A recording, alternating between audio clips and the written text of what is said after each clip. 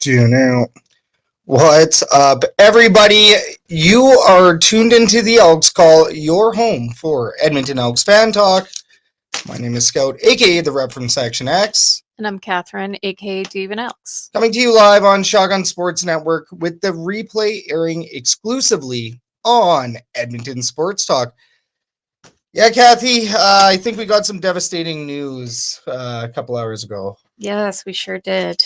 Yeah, bit of a brutal one. Going to try to keep it together a little bit here, but unfortunately, at the age of 65, Larry Thompson has passed.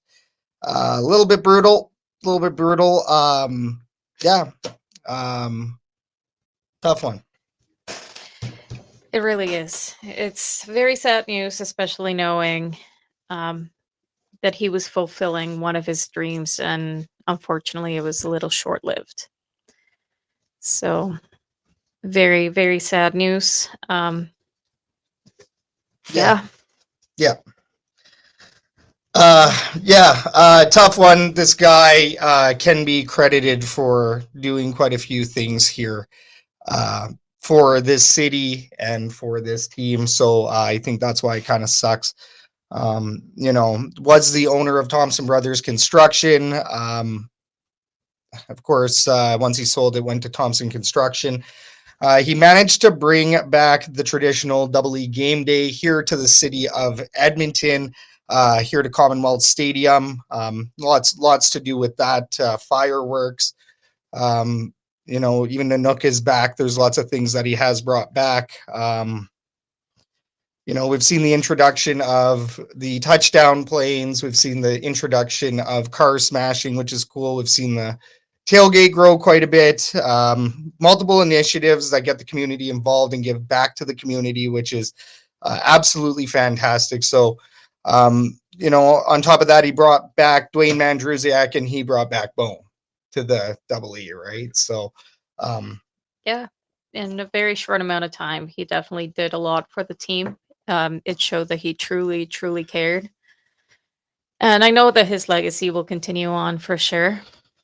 Yeah, I mean, we're talking about a guy. I mean, lent Noah Curtis money for his sick father. It was the type to give the shirt off his back. We've heard many stories from the organization members, and what a 180 it is to have fantastic ownership in the Thompson family, Larry and Deb. He brought the Double E organization out of the lowest point of its entire history. And now Deb Thompson will be taking that legacy forward and bringing this team forward. So, on a personal level, I used to work for Thompson Brothers. My dad worked for Thompson Brothers. My family knows a couple of the Thompson members, family members. So, this one hits home on a couple of levels, and it's truly devastating. Our hearts definitely go out to the Edmonton Elks organization, the Thompson family, Deb, and anybody else that has been impacted by Larry Thompson, because he's one of the builders of northern Alberta, and that stretches to Fort McMurray, stretches to Grand Prairie, it stretches very far and wide across northern Alberta. So if we could, can we please observe a moment of silence for Larry Thompson?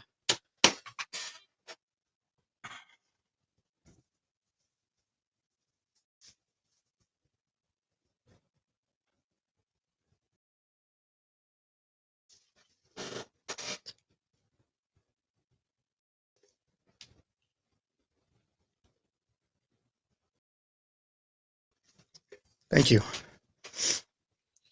All right, guys, we're happy to have you here with us. Sad day, but we're in this together. There's people that are hurting a heck of a lot more than us today. So very sad, very thankful to have you guys with us here today. We do have a stacked show. We have a lot of stuff to talk about today, because there's quite a bit of CFL news this week. So let's take a look at the show schedule here. Oh, sorry. That's on me. All right, we're going to open up this show with the More You Didn't Know, where we talk to our guest about a variety of topics. Next, we're going to give you Kathy's Herd Report, where we bring you the latest Edmonton Elks news and transactions in Double E land. After that, we're going to give you an Edmonton sports update, and then we're going to play some Green or Gold, our spin on Hot or Not. Finally, we're going to open up the fan forum where we talk about hot topics surrounding the Elks and the CFL world as a whole. We're interactive, which means our viewers can comment and ask questions in the herd chat if you are watching on YouTube or on Facebook. We are waiting on our guest. We are a little bit early, so we can talk a little bit about that game. Do you want to talk a little bit about the game, or? We could, but it's going to get interrupted for sure. He should be here right away. Why don't we take a look at the herd chat here? So Steve Benassi, hello everybody. Sad day. Yeah, I mean we might as well just talk about the elephant in the room.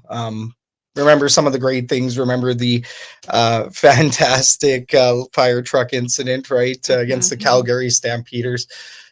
There's been so many things that Larry Thompson, I mean, I know that he's only been, he was only an owner for just over a year, but there's a lot of things that he did in his short time that impacted this team in a major way.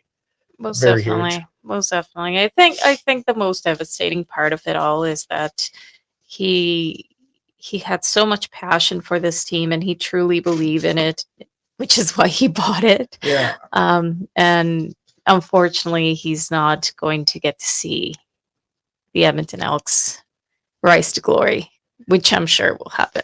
Oh, totally. Well, and he, like you said, right, he believed in this team, he believed in this city, he believed in this franchise, believed in Trey Ford. You know, re-signed Trey Ford, was very thrilled to do that with just boxers on, right, as per the video. So, you know, even though he's not exactly an up-in-your-face type of owner, I think what was cool was he always found a way to add his own personality into some of these big events and some of the team, right? Oh, most definitely. That event of him driving through the Calgary bench will forever go in the legends of the team. Yeah. It will be written in the books. It will be just like Steve Benassi says here in the herd chat, that alone, Larry should live in infamy. Yeah, and then we do have Len Noons in the herd chat. What's up, Len? You missed a bit of a cry session here, but the moment of silence on Saturday is going to be tough. You know, probably going to shed a couple more tears on that one. Definitely. I mean, it's not only on a personal level that you think of their family and the loss, but you have thousands of people that don't have a personal relationship with this man, but he definitely touched the hearts of people, which is really special. Well, and to put, you know, so much money into a team and never really knowing if you are going to see that money back, right? Or when you will anyways. And he was very determined to get that done. And like we said, right, Deb is going to bring this team forward. You know, no better person to do it other than Larry in this scenario. And Deb's going to do fantastic. And, you know, she's a great woman. She's going to carry on his legacy in the way that we all want to see. So I'm sure she will. Oh, it'll be fantastic. You know, for today, like we said, it's sad, and it's going to take a bit of processing. And Saturday will probably be a sad one as well. So, the team for Larry, do it for Larry. That's going to be the motto now going forward. We do have our guest in the lobby, so what we will do is get this show rolling with the More You Didn't Know. Tom Gazzola volume check. Alrighty. We are going to talk to our guest here about a variety of topics. This segment is brought to you by Royal Retros. Save 10% off your order by using code Shotgun Sports, all caps, no spaces. We love Royal Retros. They are the throwback kings. We know you're going to love them too. CFLPA merchandise, CFL style throwback merchandise as well. Royal Retros, Once again, royalretros.com, code Shotgun Sports. All right, without further ado, please welcome back to the show former center of the 0607 North Edmonton Red Wings, TSN sidelines reporter, and one of the four horsemen at EST. Ladies and gentlemen, it is Tom Gazzola. Welcome back. Well, thank you guys. What a beautiful introduction. Thank you, Scout. Thank you, Kat. I haven't had anyone introduce me as the centerman for the Edmonton Red Wings in years and years and years, or ever, actually. So thank you. Yeah, a couple good seasons there, but what an honor. Love it. Man, thankful to have you here. Is this the busiest time of year for you? It's insane. Like, it's nuts. So I'm guessing yes, probably. I mean, every day is it game day, non-game day? Do I have to get ready for a football broadcast? Do I have to travel?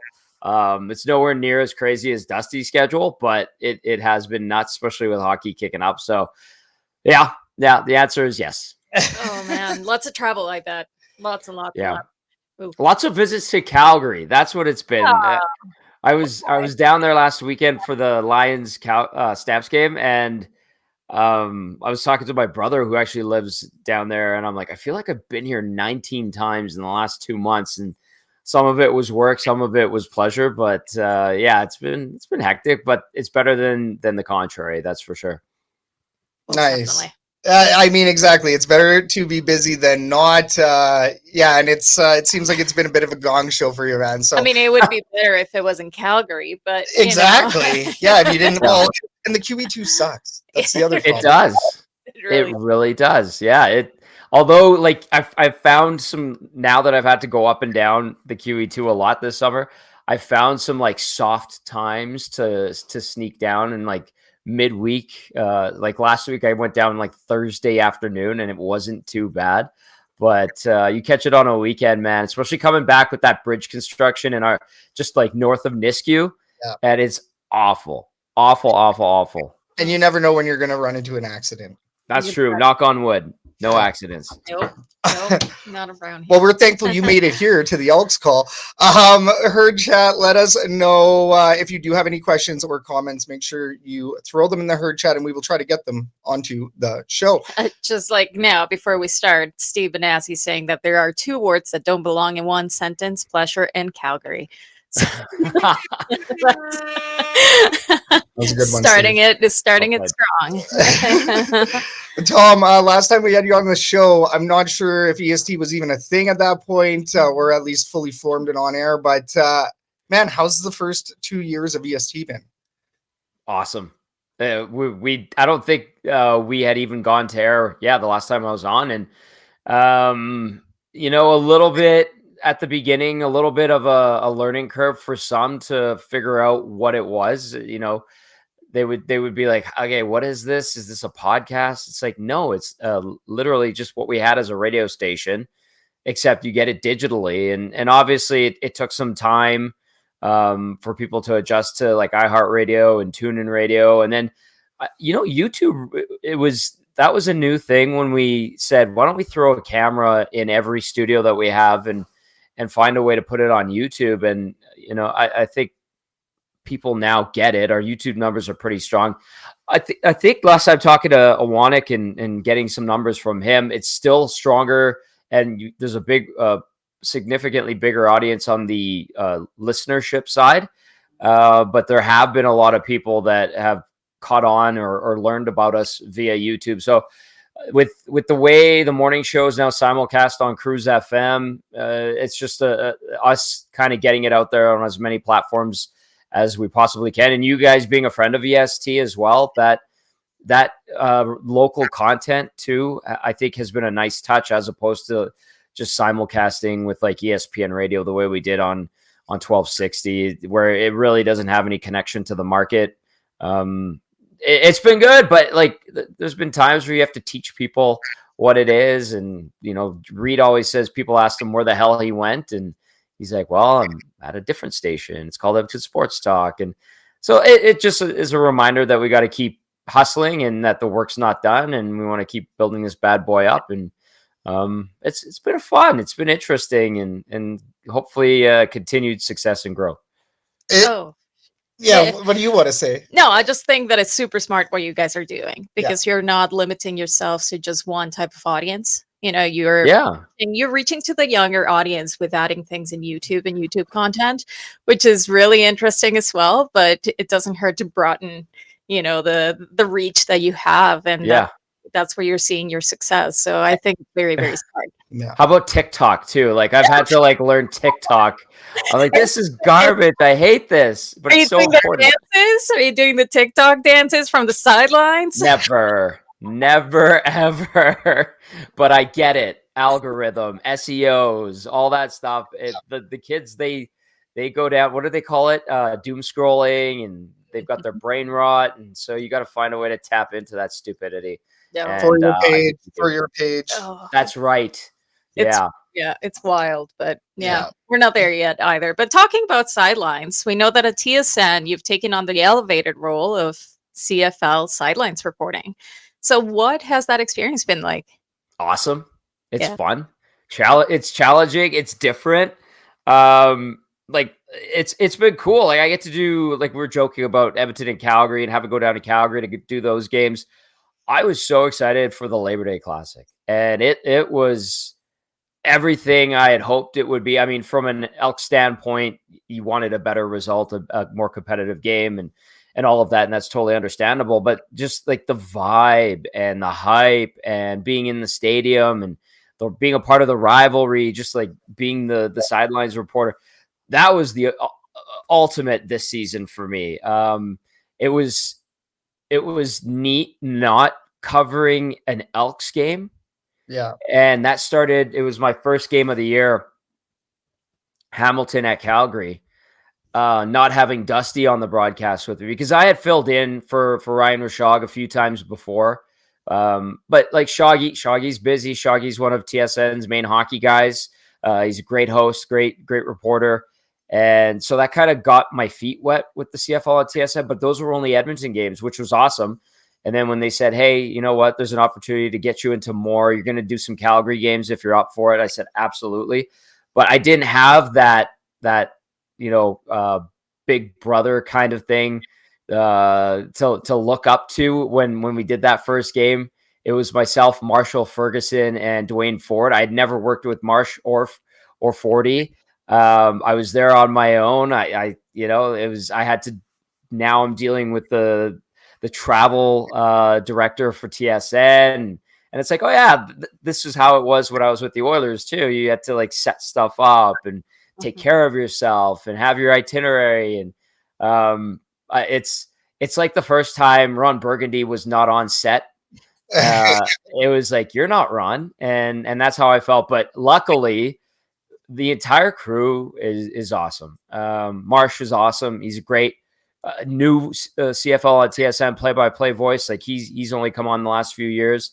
Obviously a wealth of knowledge, having played in the Vanier Cup as a quarterback. He knows what he's talking about. And then he also is a great play-by-play guy. And then Dwayne Ford is that guy's an encyclopedia when it comes to Canadian football, not just the CFL. And great person too. And then, the panel, I didn't know if they actually knew me. When they were here at Edmonton, I went and introduced myself to them, and they were in the northwest corner. They were set up there, and I'm like, hey, Kate, I'm Tom. She's like, come here, give me a hug. I'm like, really? We've never really met, to be honest with you. And she's like, shut up. Great to be here and nice to family, eh? Yeah, Henoch the same thing, Milt the same thing, and Rod Smith. I think I actually said, Rod, thanks for letting me work with you, man. He's like, what are you talking about? I'm like, well, dude, you're a legend. I've watched you since I was a kid on TSN, and when it was called Sports Desk, and they had the old scoreboard logo, and then our producers have been great, and the directors, and it's awesome. I love it. I hope I get to do it for a very long time. I'm thankful I get to do it. Some days I sit there, I'm like, well, if this is going to be my last game, make it a good one. Just do a good job. And thankfully it feels like it might be the start of something good. And I hope it is. Dream gig. Awesome. That sounds like a dream gig. Right? Yeah. And the players want to talk to you too. That's the other thing. I mean, At halftime and after a loss, not so much, but it's a different vibe than hockey. I'll say that, and in a good way, and it's refreshing. And it doesn't mean I don't like dealing with hockey players and coaches day to day, because I do, but it's nice change of pace. Oh, it's totally understandable. I've seen a little bit of that, and it looks like, like just the fact that you don't have any barriers between you and the players. Like the players can technically crash right into you, right? Oh yeah. The playing field and the media areas are all in the same. Whereas, with hockey, down by the dressing room and other areas within the catacombs of, say, Rogers Place, right? And that would be amazing. What I think was the best part of all of that was the EST Labor Day bus.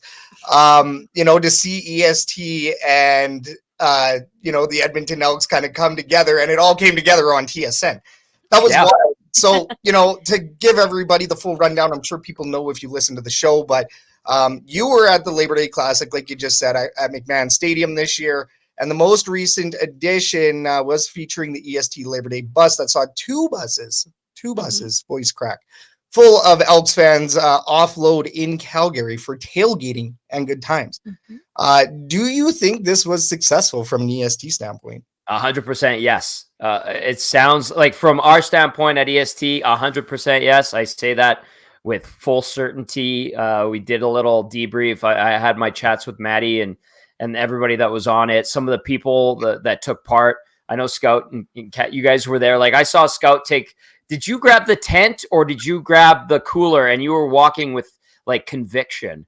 So Kathy had FOMO. I know Kathy had FOMO because that wasn't there. Okay, she saw.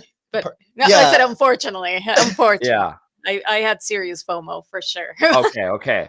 But I did have the tent in the reel. She saw me in the reel, and I'm holding the tent. The tent all business. All business, and it was red and black. It looked like a freaking body bag, a Stampeders body bag, and I was like, "This is awesome." I didn't even realize until I saw the reel, but Dave McKinnon. There's so many legends out of that one day, between the bus rides, the prizes.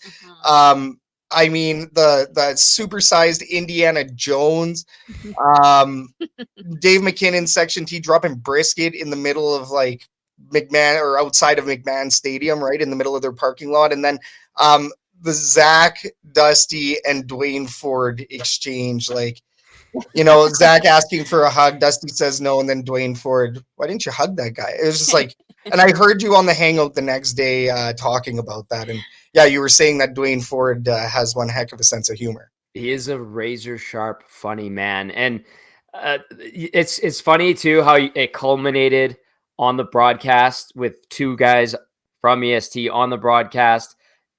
40 getting to his introduction to supersized Indiana Jones, asking why Dusty didn't hug Zach to come, and like Dusty coming clean, being like, "Listen, we did a bus with our company, and we know that guy's one of our producers, and he's annoying sometimes." And I'm sitting there like laughing my ass off because I've got my headset, like my little earbuds that I wear in, and I'm just laughing, and people on the sidelines are like, "What are you laughing at?" Like, nothing funny was happening, but I'm listening to the broadcast because the game was pretty much in hand for the Stamps, and they're showing shots of everybody in the crowd. They're showing everybody from the bus. They played that video of Dusty and I greeting you guys when you were coming off, but it was mostly Dusty. Let's not kid ourselves, but I was there, and yeah, like, it was just like all these worlds colliding. And then the pre and post game show was at Brewhouse University, not far from the stadium, and Jay Mill and Mattawanick were set up there.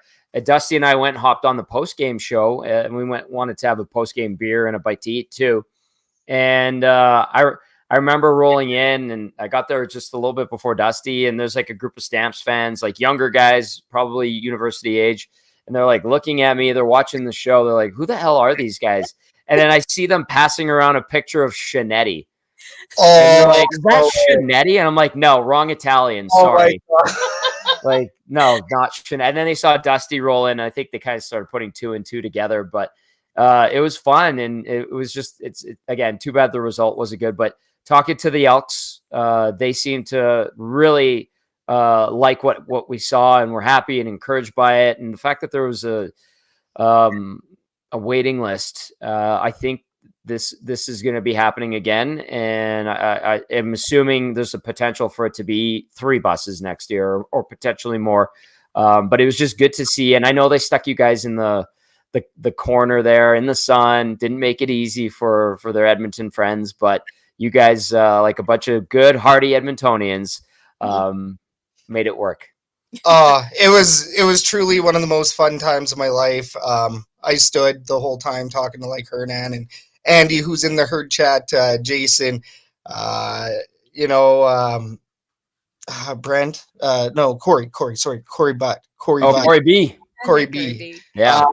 I mean, like, it was just like, it was a Yes. bunch of nasties. It was a bunch of fun. It was one of the most wild things ever. And on the way home, it was all sing along. So, Yeah. it wasn't a sad bus ride home, because I mean, that was part of the billing was, Yeah. oh, well, if the Edmonton Elks lose today, it's going to be a sad bus ride home for these people. Yeah. It wasn't really like, I mean, we just sobered up and then went home. Went home. Yeah. Yeah. Well, and the really cool thing is that, sure, I mean, this started as a nasty thing. A whole bunch of the nasties went, but I think the really cool thing is that everybody saw how fun it was, and now you have a lot more interest from fans. And Moving forward, 3 to 4 buses. I fully expect that next year for sure. So I hope so. fun.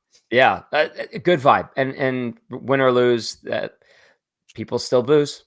Yeah. Win or lose, the fan buses win, baby. That's Talking right. about losses, though. Mm-hmm. Sorry. Even though this year started off with losses, the Edmonton Elks have shown promise under what some consider another rebuild year. So what are your thoughts on this year's team? I think calling it a rebuild year again is fine. It really is. Patience is a hard word for Elks fans to swallow and to deal with again. But honestly, they've changed so much in the offseason. How can we not call it a rebuild? I mean, you have all new coaches, you have a new GM, you have a new president, you have a new owner or a new ownership group. I know you guys talked about Larry, absolutely devastating. But in terms of the team, it's a new team. Like, there's so many new faces, so many new things, a new message. That and all the players that came in too. What did they have? Like 26 openings by free agency, and Ed Hervey and Chris Morris went to work and brought in a ton of new guys, spent a lot of money to bring in talented big name players. And some of those guys have been great. Some of them, it hasn't necessarily worked out, and that's part of the process. But it does feel like there's some legitimacy to where this thing is going now, where in years past, Chris Jones had a tough task. We point the finger at Chris Jones because of how poorly things went. But when you think about the situation he was put in, where they were strapped for cash, the kitty was empty.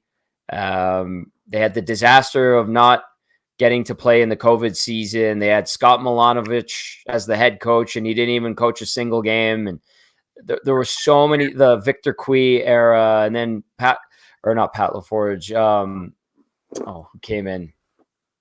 Rick Lawlisher? Rick came in. Rick Lawlisher had to kind of, be the guy that was the fence, or mending the fence, or building the bridge between the old and the new kind of thing, and bring in the new generation. So, so much new stuff that, it's a rebuild, but I think you can legitimately see that they're starting to put the legitimate building blocks in place for there to be a competitive team going forward, not just for a couple of years, but for the foreseeable future. And hopefully that does happen, because it's sad to see, or it has been sad to watch this franchise become just one of the bottom dwellers. Yeah, it's kind of tough still, even, being a fan since 2013, right? We are starting to see some progress. We are starting to see, close to 30K. I know I screwed up in the description today, especially on X, where I can't edit it, but close to 30K. So, they had 20,000 last year for the Labor Day. Last game. Last year they had 32K. This year they had 28K for the Labor Day rematch. And then now for this game coming up against Saskatchewan, apparently they are closing in on that 30K mark. So close to 30K. And I know this is going to be a tough question today. I had already had this one kind of mapped out here.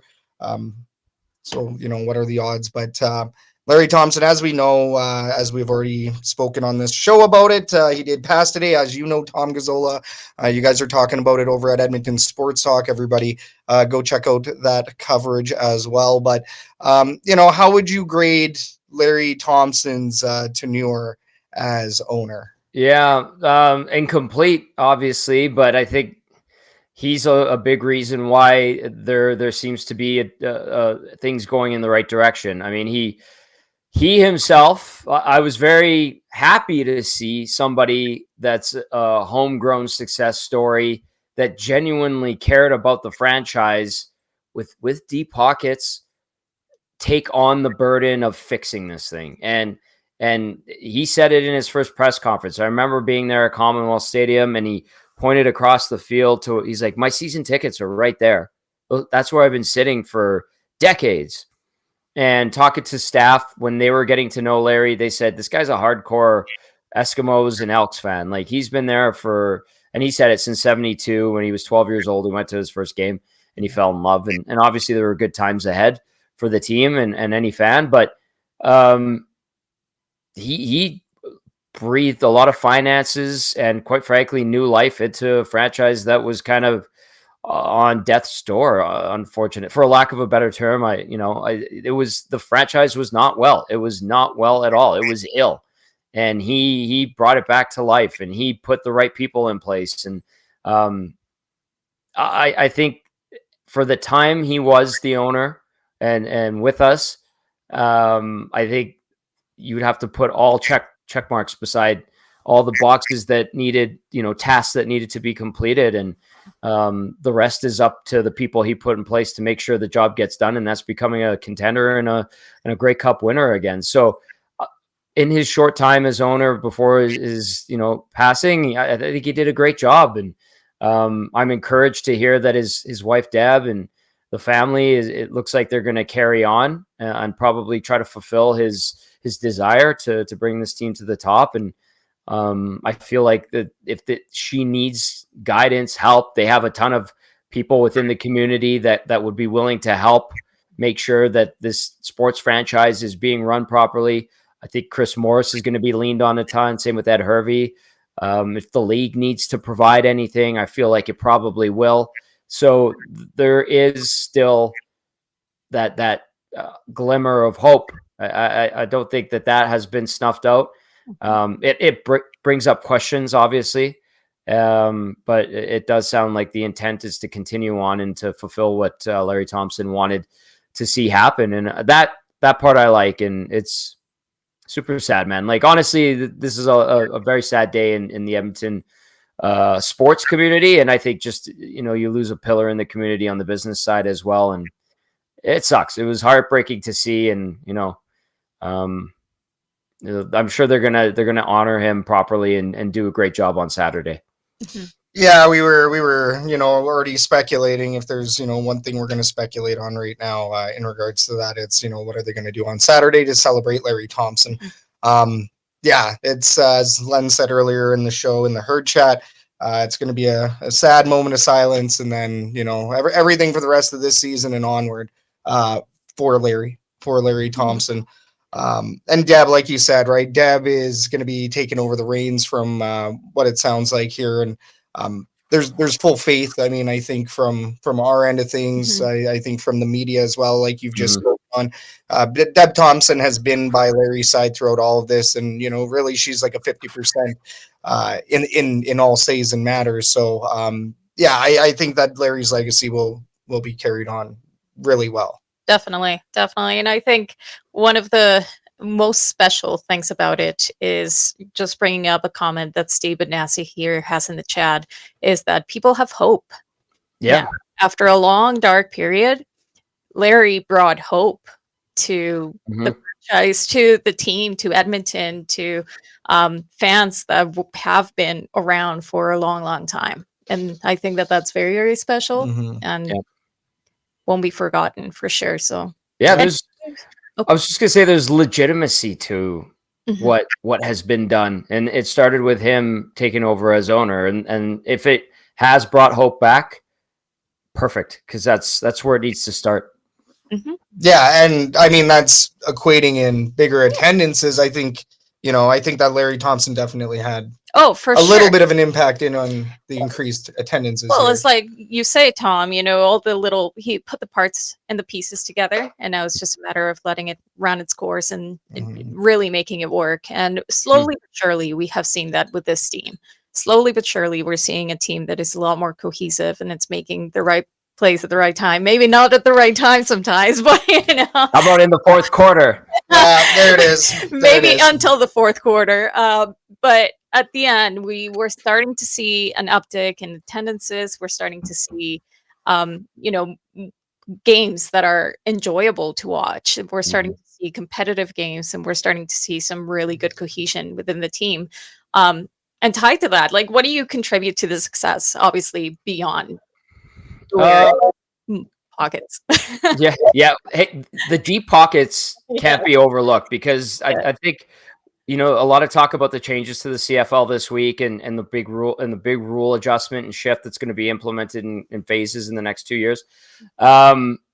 You have owners now in the CFL. In my lifetime, our lifetimes, I'm pretty sure these are the deepest pockets and just like amount of money that these owners have, and they're movers and shakers in the business world, and they genuinely care about these franchises. So that's why I think, the league and Stuart Johnston went bold with these decisions to try to clean up some of the silliness, as I like to call it, in the game. It's not everyone's going to love it, I know. And there might have to be things that get changed, or some of the initial plans might have to get tweaked. We'll see, right? We have to let this see. But there's 3 downs. There's a yard off the ball. There's a waggle. There's a wide field. There's Canadian. You got the ratio in there. Like, this is still the CFL. It's just, you're not going to have a safety hazard in the end zone anymore. The shorter field, I don't understand. The shorter end zones, I do get and actually like. But yeah, it's now witnessing that play out. And then when it comes to the team here, you've got a good head coach that's learning. You got a defensive coordinator, first time on the job. You brought back Jordan McSimic, who's he's competent as an OC. And I know we question his play calling on offense, but there are players that are talented that are here that are now working to build something. They're not just hired guns, mercenaries for a year, getting a big payday, going out there saying, I did my job. No, there's this moving in lockstep as one. I think we're starting to see that. Now, it hasn't been perfect. The start was not good. The stumbling and bumbling the last couple of games, not good. But to go out there and beat the wheels off Calgary in the Labor Day rematch was great. To put together a little winning streak mid-season was great. Unfortunately, we saw the demise of Trey Ford. I don't know if that's the end of Trey Ford in Edmonton. I don't know what it means for him going forward, but you've got Cody Fajardo that the guys seem to like to play for. You've got Justin Rankin, who is a bona fide superstar in this league. That's with certainty. We could say that. You got a good complementary piece in Javon Leake. I think the receivers are going to be a work in progress on this team. And then the defense is starting to find itself as well. So, yeah, you're seeing little bits of it where it's coming together, and they've lost the last 2 on last second field goals. They could have won those games, especially the Toronto one. They could have beat Hamilton if Keon Julian Grant made that catch late and dropped it. They almost had the comeback against Sask. Like, they are right there. And talking to the players today, getting ready for Saturday's game, they feel like they just need to learn how to make plays at big moments late in games, and they haven't done that yet. They've had some harsh lessons. So it feels like there's strides that are being made there, and we'll get there when we get there soon enough, hopefully. Yeah. And it's I don't think it's necessarily the case of, last year or the year before with, Taylor Cornelius don't know how to win, can't hate losing enough. Same deal with, MBT in that whole scenario, which was, an even bigger mess because you had a quarterback controversy on top of it. So you don't think it's, one of those scenarios. You think this is true progress. Yeah. And there's going to be trial and error, right? Like, you think that you bring in somebody or bestow an opportunity on them. I'll use Ford as an example. And you think that this is going to be the guy going forward. Who knows? Maybe that's still the case, but things could change and time will tell. But yeah, there seems to be a desire for the guys that are playing for this team to want to build something and to be a part of the community and to make the green and gold prominent again. And that's kind of something you didn't hear a ton of before. And when you would kind of question, like, I don't know, like this guy just got brought in for a few $100,000. Does he really give a crap what's going on in the community? Like that's why I called them mercenaries and hired guns. And, you know, that bringing in MBT, although, you know, he played nice, he was okay to talk to. You gave the guy $500,000 and he kind of lost his job. And then when he didn't get to go out and play, he would pretend to be hurt like he was in Montreal recently, or you would, you know, be suspicious that maybe he's not as nicked up as he might really be. That's not good. Like that's not good. So I think those types of scenarios have kind of weeded themselves out a little bit. Yeah. What I like to say is that, listen, I'm cautiously optimistic. Yeah. You know, I still think that we can win some games going forward. But what I like to see is the new season starting with what we have right now. Yeah. Like that would be great, because you know that you're starting in a really good spot, that they have some chemistry, they have a really good starting point, and they can work towards winning. Yep. Yeah. And that's how you build a consistently good team. That's how you open up you know how we use the term, the window is open. Like that's how you get to that point, is the consistency, the faith in one another, good veterans teaching good up and coming rookies what it's like to do things the right way, be true pros, and eventually become champions. So I'm 100% in agreement with you, Kat, on that one. Now, I know you did speak a little bit on the rule changes. It is the elephant in the room right now. I'm sure that we have listeners and viewers wanting a little bit more on that. So I know that you said that you didn't really mind them, didn't have any major issues with them. Don't worry, we're not going to pin you here on the show. We're not going to skunk you. Bring it on. What do you hate about it? Not just kidding. Yeah, exactly. Yeah. Just kidding. Rouges hate them. Discover the 10 reasons why. No, let's say with the Rouge rule, because I know that there is, you know, this. Yeah, let's talk about Americanization. Let's talk that word, because that has been a word that's been floating around now on social media, X, everywhere, media, mainstream media. Do you agree with the argument that these rule changes are Americanizing the game a bit?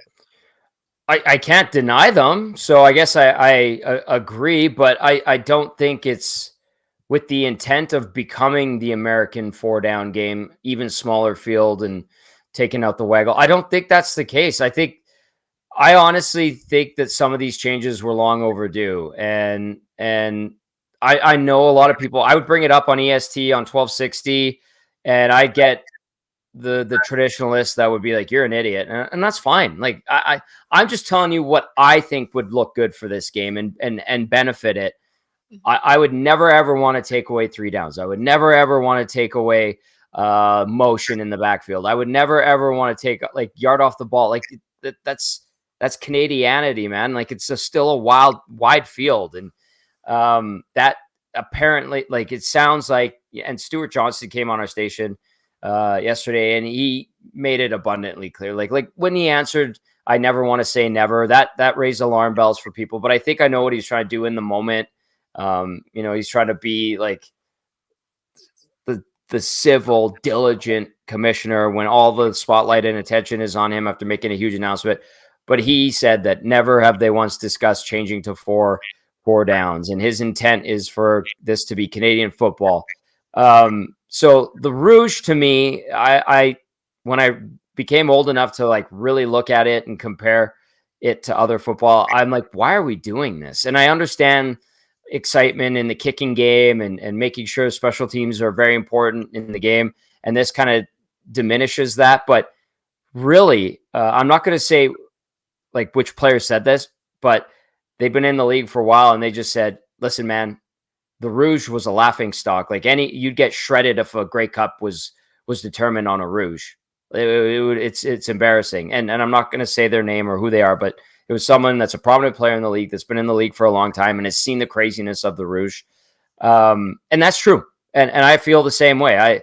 I saw 2 games. I witnessed and covered one that was ended on a punt single for the win, thanks to Jake Julian. I'm like, okay, well, now I've seen it. When Liram Hiralahu is missing a field goal with no time left on the clock and celebrating like he did something good, it's kind of silly. So they've amended that. You're penalizing a team for not taking the ball out of the end zone if you trap them in there. So I'm cool with that. I like it. So, I understand we love rugby and the traditional Canadian Football League rules, but that's one where I'm like, it's time to evolve. And so I'm one for the change in the Rouge. Yeah, it's I will say at least I've gotten to see that Jake Julian game, despite there being like 3,000 people or 2,000 people in the stands that night. Yeah. It was one of the sickest endings, but also because you don't see it often. And I mean, they literally tried to get Jake Julian to boot it as far as possible because they were too far away for the field goal for sure. So, I mean, in that scenario, like it was cool. It was gimmicky. It always goes viral, but at the same time, it's because it's a little bit corny, right? So really appreciate your opinion on that one, Tom. Yeah. Yeah, I know that there's a lot of opinions. There's a lot of, like you say, traditionalists. There's a lot of people that are a little bit more open-minded with change, especially with the way that the league has been going and the fact that they're not making money and it requires, like Stuart says, innovation, not necessarily tradition. So, I mean, we'll see. It's really hard to go and figure out, just kind of stand in a neutral standpoint. Yeah. It's very hard, but a lot of this is we'll see how it pans out. Well, people care about it, and that's why they're talking about it, and I think that's good. No publicity is bad publicity, that cliche too. But guys, there was literally posts in the end zones and still is. Like, that's not safe. And the NFL used to have goalposts at the front of the end zone. They moved them in like the 60s. Yes, right. 50 years ago. We'll just leave them. Well, you know what? They have a smaller field. Ours is big enough. They can work around it. Like, Cody Fajardo will never be able to live down the 2019 West Final. Like, nope. It's like, you hit the goalpost. It's a dead ball. Why is the goalpost there? Oh, yeah, you guys just didn't change it. Now they're changing it. And then that'll open up the middle of the end zone. And I'll just say this, like, I always thought that the end zones were too deep. I thought it was silly how deep the end zones were. And now that there's a good middle ground in the 15-yard end zones, I like it. And I really do think at the end of the day, people will watch and be like, you know what, this is all right. They'll forget by week 4 that there were goalposts at the front of the end zone for years and years and years when they do eventually make that change. And it was time to grow up a little bit and get the silliness out. And I think the CFL is doing that. And I'm happy to see that. And we'll see if it stays. Like, you could always change stuff back. Yeah, very true. But okay, one last question before we let you go. How does it feel not to be the one leaking the Oilers jersey for a change? Well, I'll tell you guys the story. I saw the Oilers' third uniform in like February or March. It was shown to me because I leaked it.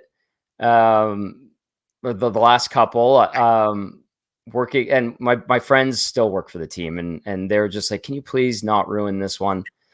And I felt bad, and I was like, "Yes, I'll play nice. I'll help you tease it." So I did. I would talk about what to expect with it.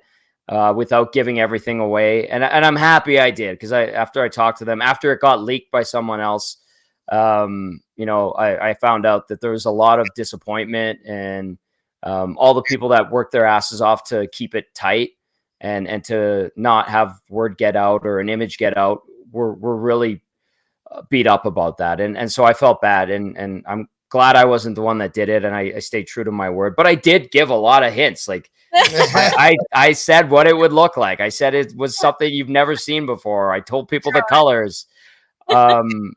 So it was good. I'm happy to play nice with them, and I have a good relationship with the Oilers because you know, I worked there for a long time, and a lot of good people that I respect quite a bit still work there, and so I kind of just I worked with them, and I said okay. And so when other people like leak things or put it out there, I was like, well, really, I've been talking about it for a long time, but sure, give credit.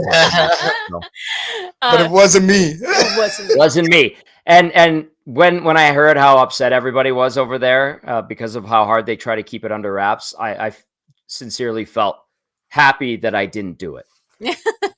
Yeah, from what I understand, it was very devastating, and people don't even really like to talk about it. So it's I mean, leaks happen. It's one of those weird things where if there's a new jersey, somebody somewhere is trying to leak that sucker.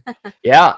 Hey, I had heard that there were people like around EA Sports that were really chatty about because they get to see all the new uniforms and they know ahead of time so they can program them into the new game. I heard that there were some very eager people over there that might spill the beans, and then there's obviously jersey people that hear tidbits here and there, and like retailers and stuff like that. So I'm just glad they would ask me, and I would tell people, I'd give them the information I had. I would describe things, but publicly I kind of kept it under wraps too. No, good man. Good man. What do you think though? Do you like it? I do like it. It's different. I'm glad they're not rehashing some old Oilers jersey from the past. I'm glad they're not going back to the late 90s, early 2000s look. I'm glad they're trying something new, and that's good. It might not be for everybody, but at least it's different. I think it'll sell a ton, and I think if the Oilers win games in that third jersey, then people will like it even more. Yeah, and Andy actually here in the herd chat it does say also like the new jersey, seeing it in person. So it is one of those jerseys.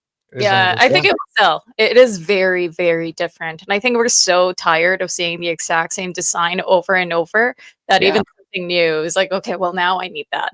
I need to complete my collection. So I've had a few like ladies say that they really like the look, and they think they think women will really take to the look just because it's like cleaner. It's got the word mark and it has that vintage kind of vibe to it.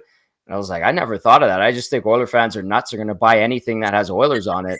Very true. I would never buy white. Yeah, that's the thing. Never, ever. I have kids, but and I'm just messy. There's something about a nice white jersey, though. Like, there's something about it, like Winnipeg with their whiteout stuff. You know, with that classy word mark Jets. I think with their blue jerseys, there's something about white, something about word mark, and then you combine the two. That jersey does look sweet. I did see it at the team store. Very nice. Very nice. Yeah.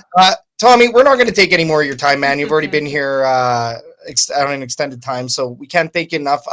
We do got to ask, where can our viewers find you online? At Tom Gazzola on X, underscore after Gazzola on Instagram, because some jackass took Tom Gazzola. So I had to throw an underscore at the end of it. And then I'm on TikTok now. And I think that's just Tom Gazzola as well. So yeah, just follow me there. Follow us at EST. Subscribe on YouTube. If you need to kill time or you need some background noise, we're there for you during the day. So always appreciate it. Thanks for having me on, Scout and Cap, because this is fun to do. It's nice to talk about the team, and we've got a couple of SD winners there, so I love that. No, for being your besties. Yeah, it's the best. It's the bestie SD. I got so excited. The bestie SD. You guys are fantastic. This was fantastic. This chat. The SDs are great. What you guys have going on over at Edmonton Sports Talk. There needs to be a massive round of applause for that, because Oil Stream on EST, Hello Hockey, Oilers pre and post, and that's just your envelope alone, right? So, yes. And then of course you're on Hangout. You feature in on any show at any given time. I'm pretty sure you even show up on the Lock Shop sometimes. What we're saying, we're honored that you made some time for us. Happy to. It was either that or watch the Cardinals lose, which I still managed to do. I have it on in my office here, and of course, just like the Elks, they lose right at the last second on a field goal. It's the Cardinals, which is apparently Canada's snowbird team. So I've got the Elks, I got the Cardinals. Yeah. And you have disappointment. Yeah, I see what you're doing here. I see the parallels, Tom. Yeah, man. No, this was fantastic. Once again, for the third time, can't thank you enough, man. And I'm sure we'll see you again soon, Tom. Absolutely. Thanks for having me, guys. Thanks a lot. Have an awesome night, man. And that was Tom Gazzola from Edmonton Sports Talk. A fantastic convo. Like always, he's always good stuff. I liked his insight in on the new rules because, yes, we are going to talk about. Of course, we are the CFL rule changes here in the fan forum. And we got a lot of show to go. That's going to take up our green and gold and our fan forum. So I think now would be a good time to talk about an event that's going to be coming up pretty soon, right? On October 11th. What's coming up? The game? The chili cook-off. Oh my gosh! Okay, you didn't add it to the. I know. I should have wrote it down. Catching me off guard. I don't know. I just print the flyers and I spread. I don't know when that's happening. No, come on. The Elks herd is pleased to, and I mean, we could have announced this with Tom Gazzola on, but I figured it's the best time because EST is a partner in this fantastic event. The third annual Edmonton Elks Tailgate Chili Cook-Off will be happening on October 11th, 2025. It's going to be a good one. We are finalizing the flyers to be handed out to every stall on September 27th at this next Edmonton Elks game. Make sure you're in your tailgate stall. And I mean, obviously, if you don't see us, make sure you swing on by stall 182. But we will have 200 flyers to hand out to everybody. And that will give you your instructions on how to enter the chili cook-off. It will be by raffle. Not by raffle, but by random lottery. Yeah. Lottery is the word I'm looking for. Yeah. So we're going to have what, 20? 15 to 20. 15 to 20. That part I haven't finalized yet. 15, I think we might be capping this at 15 plus maybe one bonus. Yes, and this is from feedback from the judges. That's a lot of chili to eat. Yeah. So once you start getting to the number 15, 16, 17, 18, it becomes really hard to eat and enjoy the chili. We will be talking about sizes, of course, especially for the judges. You don't need to give them a giant bowl as well. 1 ounce Dixie shot glasses. Yeah, just enough so that they get a really good taste of the undertones as well, right? So definitely, I think capping it at that makes more sense. And that, once again, is direct feedback from judges. Yeah, I just spoke to Officer Jeff. And he may be judging in this upcoming chili cook-off, but they did find that the portions were just way too big last year, and I get it. So what we're going to do is we're going to use the 1 ounce Dixie shot glasses. We'll probably end up providing them or having some at our stall so that you can bring the chili to stall 182 and serve up a sample portion. We will have a judge's table this year, so the hard judging for the trophy will be happening at stall 182. So that's going to be very exciting. There are a couple of changes. Yeah. And Jason, I do see your comment over here. Sorry, I'm losing my mouse all the time. If I'm in or out, there will be chili at our stall. The other thing that we may do is, although we have a specific amount for chilies for the judges, for the actual judging competition, fan vote will be open we to will everybody. still have the fan vote. So even if you don't make it to the judges table, there is still a chance for you to win a prize based on the fan vote. So. Yeah. Catherine said it best. I think that will be something that we will be doing this year.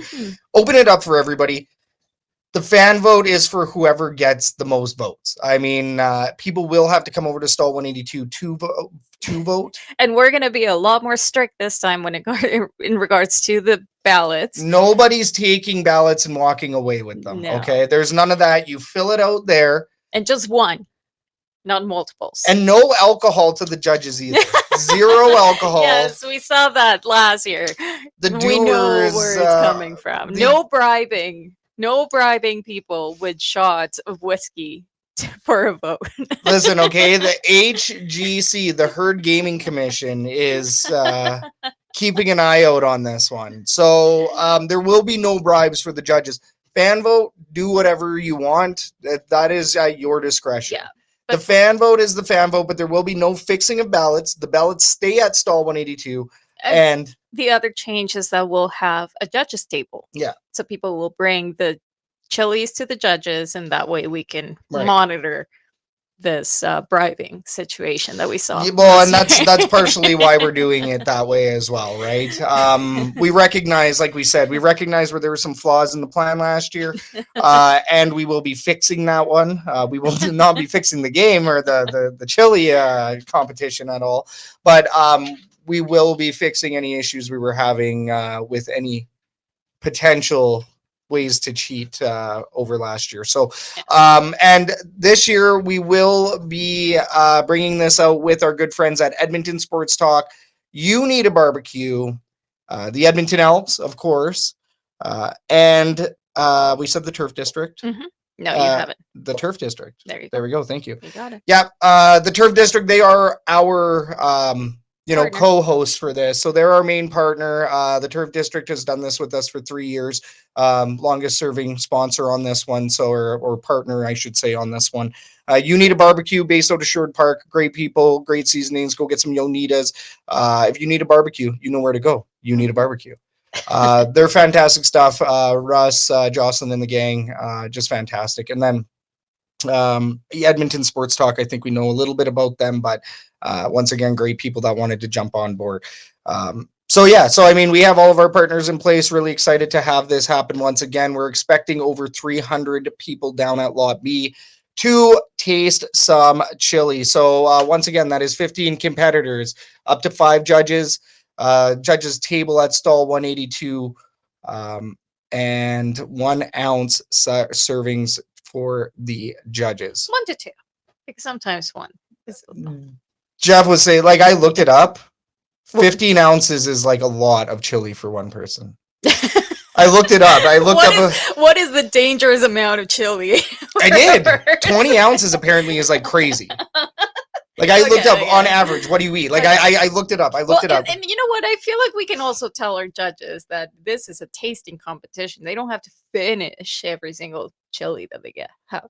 Oh, but hey, we want the chili to go around, right? If the judges need more, then maybe they can request it, or maybe we provide. If they want more, that's a good sign. 1.5 to 2 ounce cups. I'll take a look into it, but I'll figure it out. 1 to 2 ounces will be the recommended serving for the judges, That's anyway. so So, Jason, how much chili is too much chili?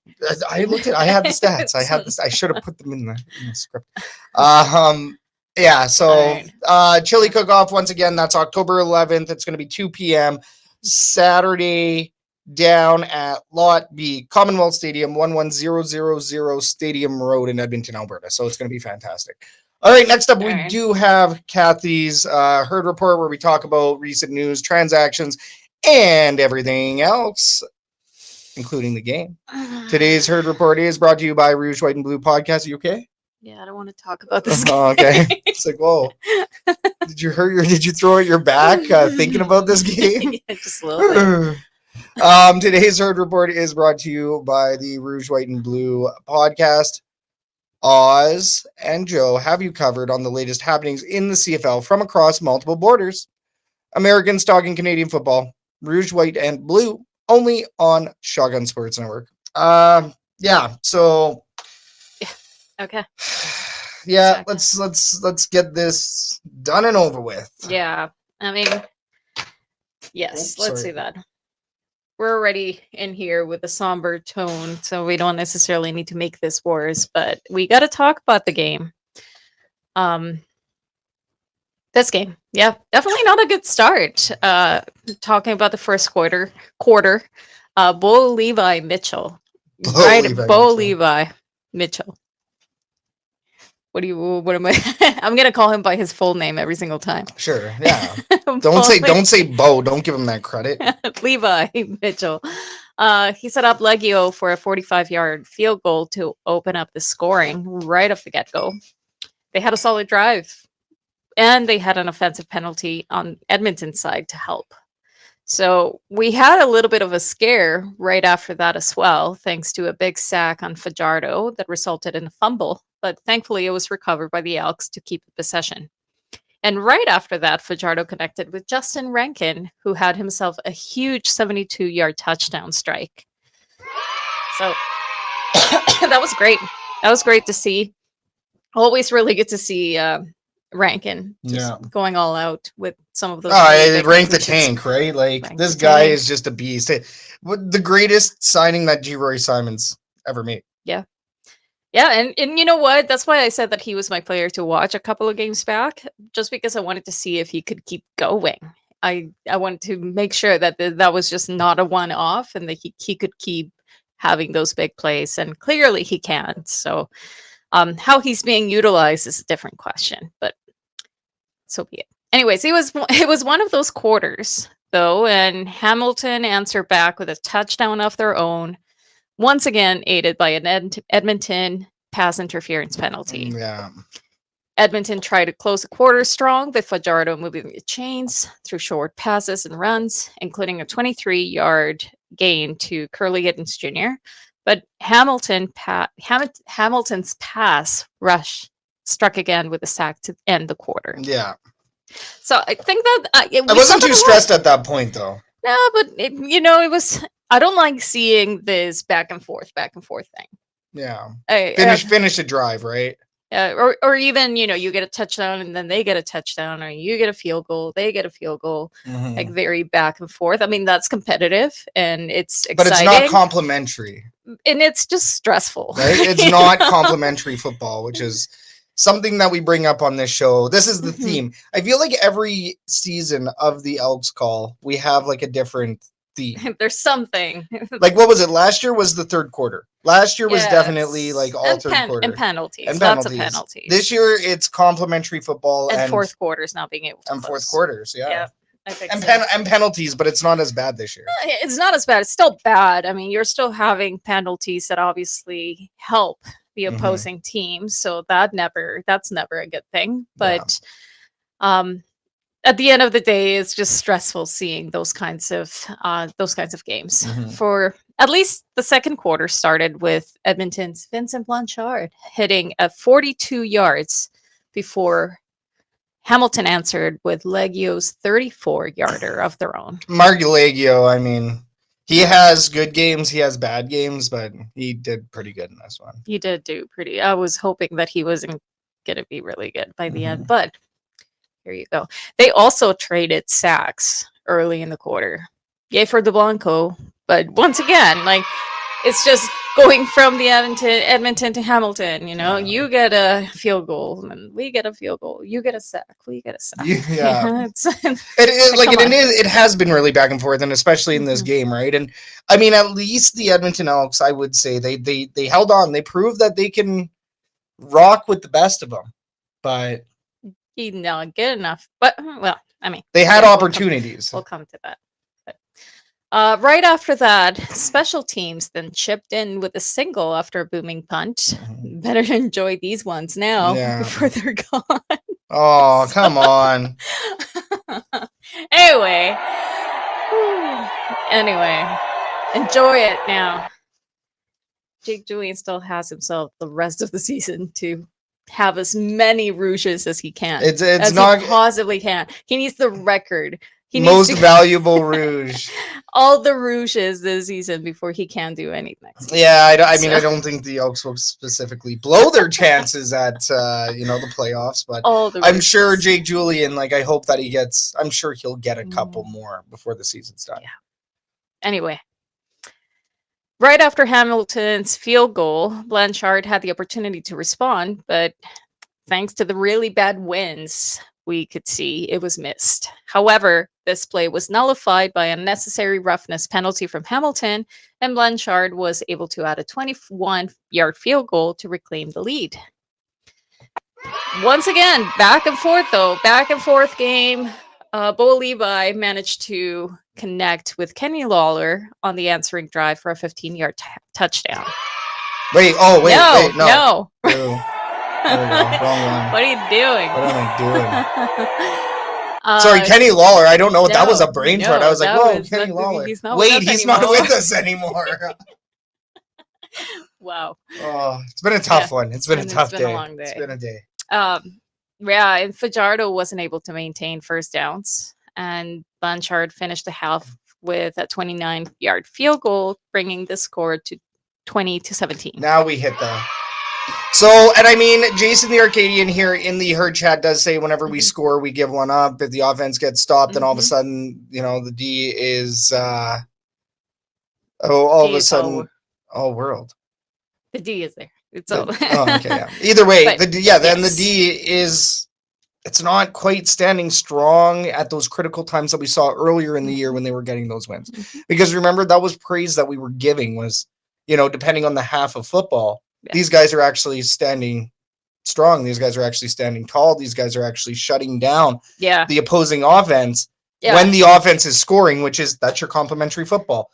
Your special teams gets one in, they get a stop, or they get a field goal in, defense makes a stop, offense goes out. 100%. That's what you want to see. Yeah, this back and forth, like I say, it's competitive in a way, especially for Edmonton. We showed that we could stand against Hamilton, but at the same time, it's not necessarily what you want to see. No, right? Even though it's competitive, it's stressful, and you're just showing that you're not able to really maintain that possession, that you're not able to maintain the upper hand, and that's not a good thing, because when you're going back and forth and you're that close in the just the points, the total points, the scoring, you're not secure. You're not feeling secure. You're not feeling like you've got it. At this point, it could have really gone either way, and you started getting a lot more stress, thinking that it wasn't going to go in Edmonton's way because it was so close compared to the previous game, that the gap, the cushion was so big. Exactly. And at least this one, the score was a little bit different this time around. But I feel like they were very similar games in the sense that you were excited about what Edmonton was doing, only for things to fall apart in that fourth quarter, whether they just run out of gas by that much, don't have the clutch plays, don't have the clutch mentality, don't have clutch D. I don't know. Yeah. I don't know. And we know that they got to be able to close it. But they did hang around for this first half. And I mean, really, the third quarter, I think this was actually a good third quarter. Yeah. The third quarter wasn't bad. It swung in Edmonton's favor early with defensive back JJ Ross picked off Bo Levi Mitchell to give the Elks prime field position. So Cody Fajardo definitely capitalized on that turnover, and he eventually found Curly Gittens Jr. for a 12-yard touchdown. There it is. Yeah. The Elks leaned heavily on the ground game with Justin Ranking and Javon Leake. Yeah. Helped them chew up the clock and sustain long possessions. But, if only they had kept that up. But if only they had done that in the fourth. Yes, exactly. No, how about that? Yeah. Why are we doing this in the third quarter? That's the question that I have. Or if you're doing it in the third quarter, do it again in the fourth quarter. But where's those 5-yard passes in the third quarter where you need them? Because that's when you need those 5-yard passes that, have been often talked about in references to Jordan Maximic's game plan, in reference to really Jordan Maximic's offense. Cody Fajardo check down. You aren't seeing those plays in the fourth when you need them. You're seeing them in the third. You're seeing them in other parts of the game. So, it's good that they relied on Javon Leake and Justin Rankin. It's just that you really want to be better at clock management in the fourth as opposed to the third. In the third, just score as much as possible. Yeah. Send the ball hard. out. Yeah. Go hard on the third and then actually manage your time properly on the fourth. Yeah. Right after that, Hamilton managed to answer midway through the frame with a 38-yard field goal. And then that was it, really. That's all that happened in the third. Yeah. Edmonton's defense stiffened after that, forcing punts on Hamilton's later possessions. Mitchell misfired on several attempts. So right after those plays, it was like, that's it. That's pretty much it. Well, and you know what? I'll say Hamilton's defense is pretty darn good. So, maybe there's a reason for not seeing those big plays in the third. Maybe it's conservative play calling. Maybe it's good defense, right? Because our defense managed to shut them down for the most part in the third, for the most part. For the most part. Fourth. The fourth, though. It just brings us back to the main problem. The Edmonton Elks just can't close out a game.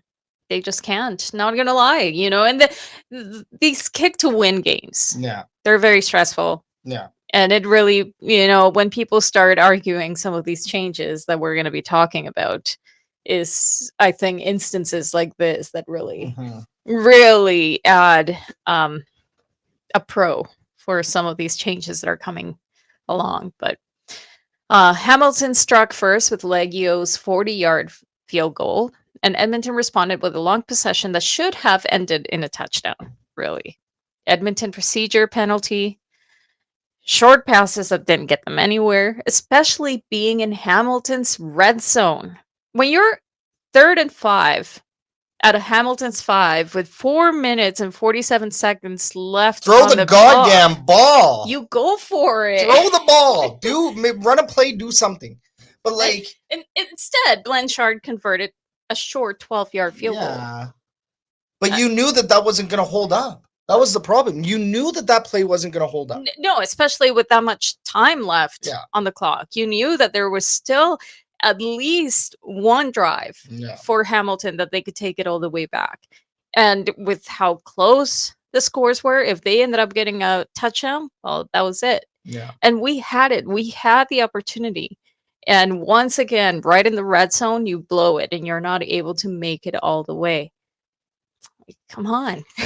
It's just not enough. Well, and as soon as they went up, you knew that Hamilton was going to storm back. It was like a minute and a half left. Less than 2 minutes, right? Yeah. Well, first, Edmonton's defense came up with a stop. They did stop Hamilton. They forced a turnover and downs, but the offense was not able to do anything with that. Right? They were not able to hold on to the ball for long enough and turned it over to Hamilton with less than 2 minutes on the clock. Well, and that's where you need your running game. That's where you need your running game to be strong. That's where you need to build a wall. That's where you need to get these guys, to that first down marker. Figure it out by feet. Yeah, you force a turnover in the last 3 minutes, the 3-minute warning or whatever. I don't know which one is in the CFL versus the NFL. Yeah. Sorry. I'm not going to go there. But when you get that, why are you not going for the long run? And just the short passes, eat up the clock, move the ball down the field, get a touchdown, and close out the game. Well, yeah. No, I agree. The team, for whatever reason, just seems to have a problem closing out games. For 2 weeks in a row, we've seen the same thing. Are we going to see it a third week in a row? Well, hopefully not. You'd hope. Right at the end, Leggio delivered again. They drilled a 41-yard field goal as time expired, and it gave them the win by 2 points. Yeah. So that is boo. Yeah, no. There's a lot of things here. You're still looking at a lot of predictable runs on the first down. Predictable play calling. Play calling. Where is Ken Chapka when we need him? Yes. Fajardo, he was holding on to that ball for way too long. And a lot of those. Yeah. And failed play action. And I noticed that it's on his play action where he usually sees that issue. He rolls out and he gets sacked. And then defense. I mean, although they were doing their thing, they were a defense. Not a good defense, not a bad defense. They were a defense. They still gave Bo Levi way too much time in the pocket. Right? Yeah. And it was just enough for Hamilton to win. So it's frustrating. Oh, yeah. No, our defensive line could not get to Bo Levi Mitchell. Hamilton's offensive line, fantastic. Yeah. Anyways, so that was that game. Do we have any herd chat comments before we move on to the injuries? I just want to see. I did see one from Jamie. We'll get to that in a bit. Yeah. We'll do that in the news of when we'll deal with Charlie's comment here after the We'll do that one after the Edmonton Sports Update, I think. Yeah, So. for sure. Anyways, there's still some injuries. I did not see. They didn't post the Thursday update. I do. I might have the update until I checked, before we came into the podcast, and it wasn't up there yet. But for what I could see from a couple of days ago, Nick Anderson did not practice. Jared Brinkman did not practice with a shoulder and foot injury. Tamari Fox with an ankle injury had limited participation, limited practice. Ativa Maga Clements did not practice, and Alex Reich with a leg injury had limited participation. Interesting, yeah, and I mean Nick Anderson, I think that one's a concern. It looks like he's not on the 6th game yet. So yeah, no. I mean, it does say does not practice, so I would assume that he's going to be out for this next game. Jared Brinkman, he's been fighting that foot for a while. Now we're seeing shoulder on here as well, so I would assume Jared Brinkman will also be unavailable. And I mean, I'm just guessing. They might all of a sudden they might have thrown in a practice today, and we're not seeing that yet because obviously there's some other media releases that came out at the time that we would normally see the transactions. Injury report. Injury report. Thank you. The MIC injury report, by the way. Oh. Medical imaging. Yes. But yeah, no. I am a bit concerned about that Nick Anderson. I don't know, at this rate, how many games he's going to get in on the rest of the season. There is a bye week next week. Yes. So at least you know what? That is probably really good timing because there's so many injuries. Well, and luckily there is quite a few linebackers in the stable right now for the Edmonton Elks because Ativa Malgo Clements, he's been pretty good on special teams. Still noticeable out there. He's not invisible. He's doing his job. So I mean, hate to see him out. This is his 2nd year on special teams at that linebacker position. So yeah, it's special teams linebacker. Yeah, it's a little bit disappointing. I am hopeful that the Edmonton Elks can pull it off. Jared Brinkman's going to be a big loss if he does not end up playing. We will see the depth chart tomorrow, right? So depth chart will be out probably by around 11 a.m. I would expect that to be on the socials at 11 a.m. So yeah. Yes. We do have some transactions on September 24th. American wide receiver TJ Luther was signed, and American wide receiver JJ Jones was released. That's about it. Picked up a TJ, but released a JJ. Always hate to see somebody released, but we'll see. We'll see what happens with those transactions. I have a feeling. Sorry, what was this gentleman's name again? JJ? No, TJ Luther. TJ Luther. I feel like I've heard that name before, so I'll have to do some research on him. Yes. What's next? What's next is on September 27th at 5 p.m. is the Indigenous celebration during the game against the Saskatchewan Roughriders. They will feature an Indigenous dance and drum performance at halftime and explore a Makers Market showcasing Indigenous artists and vendors as well. They will also be unveiling their 2025 orange shirt design available at the Elks team store. Yes, there's also jerseys. Every CFL team has put out a limited line of Indigenous logo merch, including jerseys, which are really cool. I suspect that these teams are going to be practicing in them and then auctioning them off. But you are able to buy this jersey at $100, I believe. The Edmonton Elks team store, that's shop.goelks.com. Go check it out. Game preview, it's must win. It's do it for Larry. If you're just joining us now, Ginger Argo, we see you in the herd chat here. Condolences from the whole Argos fan base on the loss of Larry Thompson. Once again, if you are just joining us, Larry Thompson did pass today. News came in around 4 hours ago. So, tough one here in Double E land. As far as the game preview goes, expect a very big moment of silence for Larry Thompson. This game's for him. There's no other way to put it. No other way to look at it. This game's for Larry. So, it's going to be a good one. It's going to be an emotional day at Commonwealth Stadium. The tailgate will be starting at Lot B. That's 3 hours before the game. It's going to be at 2 p.m. So do check it out. Check us out. Stall 182. That's going to be stall 182, lot B, 2 p.m. We will have patty melts down outside of Commonwealth Stadium. So come see us, come say hi. Hey, you know what? We'll probably give away a couple hugs that day too. Yeah, it's going to be a weird day. The first day that in private ownership, we've seen it, kind of change hands. Luckily, it's Deb Thompson that's taken over the team, right? So, the team is in good hands. It's going to be a tough one. Going to be a tough one, yeah. Yeah. Yeah, it's going to be a big battle. Let's talk about the specifics on the teams, players to watch, things like that. Before we do that, loving Steve Benassi's comment in here. Hit the thumbs up, people. Please do. Oh, Charlie Defoe. And Charlie also did say, I subscribe. Did you? Thumbs up, folks. Great commentators here. They deserve your support. Just do it. It feels good. Cheers. Thank you. Thanks, Charlie. Hey. Applause to everybody that's rocking with us here tonight. This show's for Larry. So it's a bit of a weird one tonight, but we are here together and we're super thankful to be here with you. So let's talk about the Saskatchewan Roughriders game itself. The Saskatchewan Roughriders leading the West. Mm-hmm. Are they still only at 2 or do they have 3 losses now? I want to say 3. Let me check the records because I don't keep tabs on them. I only look at our 10 points that we've been stuck with for however long. I only look at our points.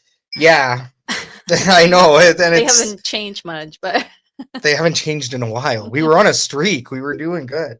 Yeah. So I mean, they're at 10-3. They are at 10-3 at this point. The West seems pretty locked up for the Saskatchewan Roughriders. Does this game really mean much for them? Well, it's just another game and attempting to get that home playoff game, a West final game to be particular, right? So this is a pretty big game for the Saskatchewan Roughriders, but not as big as it is for the Edmonton Elks. Mm-hmm. The Edmonton Elks are in must-win mode.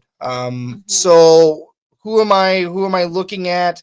What matchups am I worried about in this one? If anything, I'm kind of worried about Saskatchewan's DBs.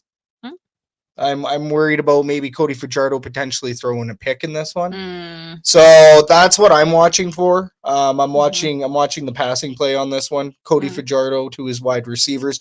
OJ Hilaire. I want to see OJ Hilaire do something in this game. I want to see him get a touchdown, him kind of rise up.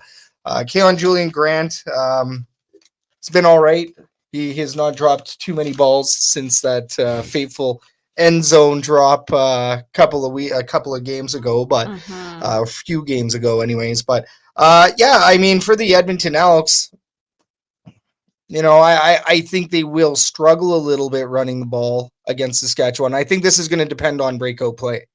This is going to depend on, a Justin Rake and breakout play. This is going to be one of those, X factor type of games. If the Edmonton Elks win this one, it's going to be a couple of really heroic efforts. Maybe a pick six. Like it's going to be that type of game. Yeah. And these guys are going to be fired up. I hope so. So I'm thinking this isn't going to be your standard football game. It's not going to be a shellacking, I don't think. I'd love it for it to be for Larry. Yeah. Get a good shellacking in there, but I don't think it's going to be that. I think this is going to be a battle for the first quarters. I don't think anything's really going to blow wide open in the first half. Yeah. If anything, this game will be won or lost on the third quarter. Like that's kind of what I'm thinking on this one. But we'll see. Yeah, I don't know. Player to watch. Player to watch.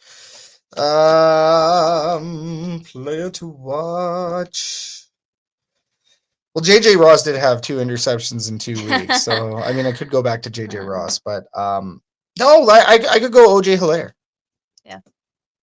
I want to go Cody Fajardo. You're gonna go Fajardo? Yeah. I want to see if he can remedy the mistakes that he made, if he can start becoming a little bit less predictable. I mean, obviously that's also on play calling, but you know what I mean. He was holding onto that ball for way too long, and it was becoming way more prominent, way more obvious, way more often.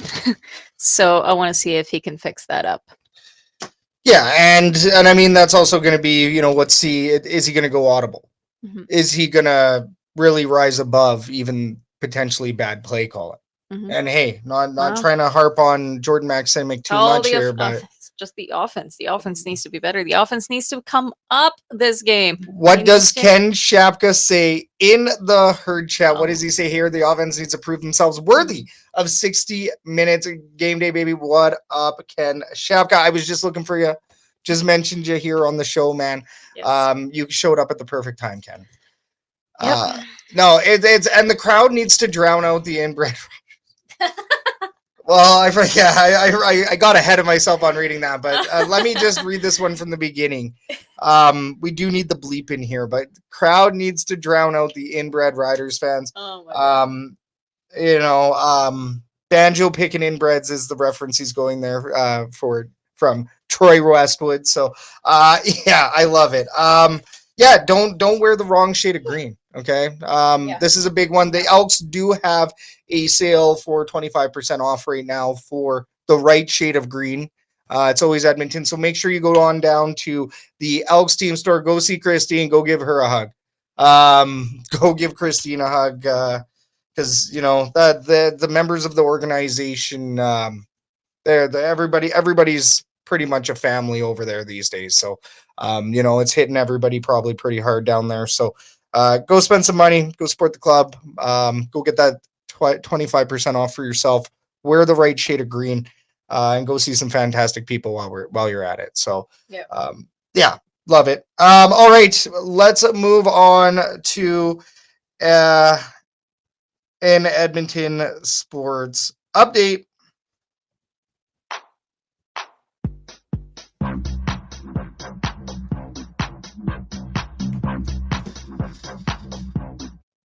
The Edmonton Elks organization mourns the loss of owner Larry Thompson. After owning the Double E franchise for over a year, he's come to complications from a surgery.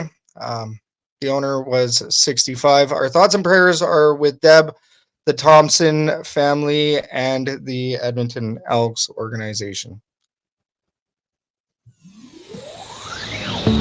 Your 5-9 Edmonton Elks were defeated by the Hamilton Tiger Cats last Saturday by a score of 29-27. They are hosting the Saskatchewan Roughriders this Saturday in an attempt to keep their playoff dreams alive. Kickoff is at 5 p.m. Mountain, with the tailgate starting at 2 p.m.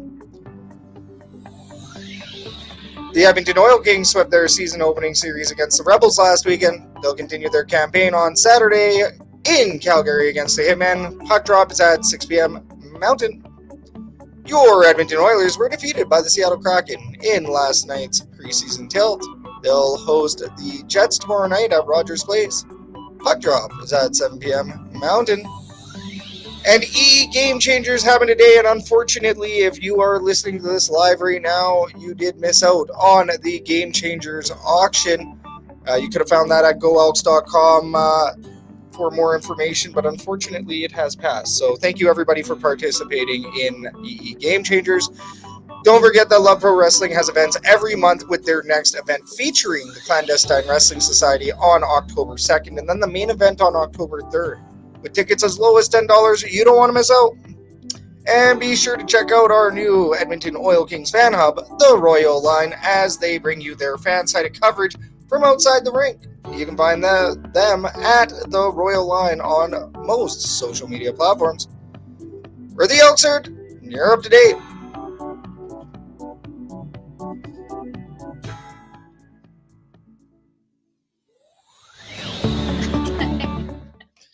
Alrighty. Yeah. Let's move on to our next segment called Kathy is Yawning. Oh my God, that's a thing. It's like 10 p.m. hits and bedtime. It says 9:06 on the computer, that's right? Wrong. My body knows it, okay? It's like 10 p.m. on the dot, and yawns, it's my bedtime. But we aren't tired of our viewers, our listeners, everybody that checks out the Elks Call or the call, as one of our guests has recently called it. You're rocking with the Elks herd. Sad day. It's a tough day. But we are all here chilling out together here on the Elks Call. Really appreciate everybody being in the herd chat tonight. All the comments from Facebook and on YouTube. On Facebook, that's going to be at the Elks Herd, and then of course over on YouTube, that Shotgun Sports Network. Please give us a like, a subscribe, and a favorite. Your support means everything to us. That's how you show your love, and we love you guys. So really appreciate everybody being here tonight and tuning into our show. All right. Okay, so Kathy and I discussed, and we are going to be getting rid of green or gold. Just for today. No, I'm just kidding. No, we are going to be keeping green or gold, but tonight we are going to kind of combine things a bit. So, let's do this. Let's go into this because we are going to be talking about the CFL rule changes now for quite a bit. Yeah. We have a lot to talk about in regards to the CFL rule changes, and the fan forum and green or gold kind of go hand in hand. So, this is green or gold, which is brought to you by the Stampeders Roundup. If you're a Stamps fan and you're listening to our show, Stamps Roundup. That's right. There's actually okay. Stamps Roundup. Make sure you go check out all of the Jason Basics episodes of Stamps Roundup. There may be some news in the near future about that one, but for the time being, go ahead and check it out on Shotgun Sports Network. He did recently have John Bender, a CFL Stampeders alumni, on the show. I believe that was his last episode. So go check it out. I mean, if you really want to, but I don't think many Stamps fans are listening to the show. Let's put it that way. Mm-hmm. If you are, hey, we salute you too. All right, everybody. This is green or gold. We're going to bring up a topic or an item, and if you like it, you're going to vote gold. If you don't like it, you're going to vote green. Herd chat, you know what to do. You get to vote. Blow it up, throw it in the herd chat, and have your voices heard. All right, so with this one, everybody, throw it in the herd chat, and then we're going to move on to the fan forum because we got a lot to talk about in regards to the CFL rule changes coming in 2026 and 2027. So first, green or gold? 2026 rule changes. Is it green, everybody? Or that's so generalized. I thought you were going to split gold? them. What's that? I thought you were going to split them. No, because we got so what much if I think some of them are good and some of them are so bad? then let's split them. I like this. I like this. Okay, so 2026 rule changes. Let's go with, there's 6 of them. That's why. Yeah, and that's why we were going to combine them with the fan four. Well, no, but we go into depth on it later because I would just wanted to go like green or gold now. Just say your opinion. Like, do you like the changes? Generalizing. Like, there's some that I do like, and there's some that I don't like. Yeah, you can't combine the two segments. It's impossible. It's impossible. Okay, so all right. 2026 CFL rule changes. Let's talk about them individually. Is it a green or gold for each one? So, Rouge, green or gold? Do you like them eliminating the loser point for a missed field goal? See, this is the point, because I'm not sure. I like the whole aspect of eliminating the loser point, but I still like the Rouge. So my compromise would have been get rid of the Rouge in the last 3 minutes of the game. But that's not the question. Is it green or is it gold? Well, see, that's the thing. Like at this point, like, no, but take a look at just because of that specific argument that it's, you're getting rewarded for failing. Yeah. Then no, I agree that they should take it away. So that would be a gold. So but at the same time, gold. That's probably the most fun thing about Canadian football. Mm-hmm. It's something so enjoyable to watch that always makes me laugh and always brings me joy whenever I watch it. So why would I want it gone? Right? So it's like there's two sides to every coin, whereas I understand why. Yeah. At the same time, I like it. So I don't know. I don't know what to vote for. I don't know. We might just can the segment. Just can the segment then. Can it. Well, move on. What's the next one? Well, it doesn't work. So just let's go. We're gonna just skip the green or gold. Well, as we discuss, we can bring in green and gold and see what people think for specific rule changes. Okay, fine. See, See, look, you're making this confusing, Catherine. Because we could just go 2026 or 2027. And Steve Benassi, drama with the host. Overcomplicating it. Because I wanted to just move on and just like have like a half an hour combo about Okay, rule well, changes. but what would you say for 2026 CFL rule changes? Green or gold? But I think those ones are green. Or sorry, gold. I would say gold for those ones. Gold for those ones, and then green for 2027. Okay. So the reason why is because, and I can talk about them in a complete package here, unlike some other people. I'm saying gold for the 2026 CFL rule changes. Okay. So the reason why I'm saying that is because I agree with the Rouge being nerfed. Because yes, I can see where it's gimmicky. I do love the Rouge, but I do think that that's a bit gimmicky, and I could see where optics are bad on it. I could see, it is viral. It does make games go viral and all of this other stuff, but it is also like a cheap trick. So I understand that. Okay. But I love the Rouge. I celebrate the Rouge. I love the Rouge. I will be sad to see this one change. So I'm gold on that for sure. I'm gold on the benches being on opposing sides and automatic play clock. I'm gold on. I'm gold. Go. 2027, I am all green. Why? Because I don't really like the Americanizing of the sport. That doesn't mean I don't understand it. Just personally, I'm saying it's a green. That's how I did that. Okay. So we need to talk prior to having the episode so that we have a good understanding of how this is supposed to go. You saw the script. No, I didn't. 2026, 2027. All right. Well, let's go to our final segment then. I like how Steve Benassi said rule number 1. Scout. She's always right. It's a Here we go, Steve. It's a conversation. Well, there is big news that happened before today's show. So I will say that if there was no discussion that happened previously today, it's focusing on other things, unfortunately. But next time we do this, we'll talk about it. Okay. All right, let's move on to the final segment of the night. We had to bring back the fan forum. It's a big one tonight. This fan forum is brought to you by Argos Fancast. Join Clay, Will, and Sir Doug as they give you the latest from Argos Land right here on Shotgun Sports Network. In this segment, we talk about the hottest topics surrounding the Edmonton Elks and the CFL world as a whole. Herd chat, blow it up, get your comments and questions onto the show. Make sure you give your opinion in this one. Let's move on. Let's take a look at the questions. Thank you. Question number 1, the CFL has introduced new rule changes for 2026 and 2027. Commissioner Johnson states that the rule changes have been made to increase excitement, viewership, and fan opinion. So do you think the changes made will prove Stuart Johnson's claims correct? I don't know. We'll see. The overall answer, right? We're not going to break them down one by one. Well, let's take a look at the changes. Yeah.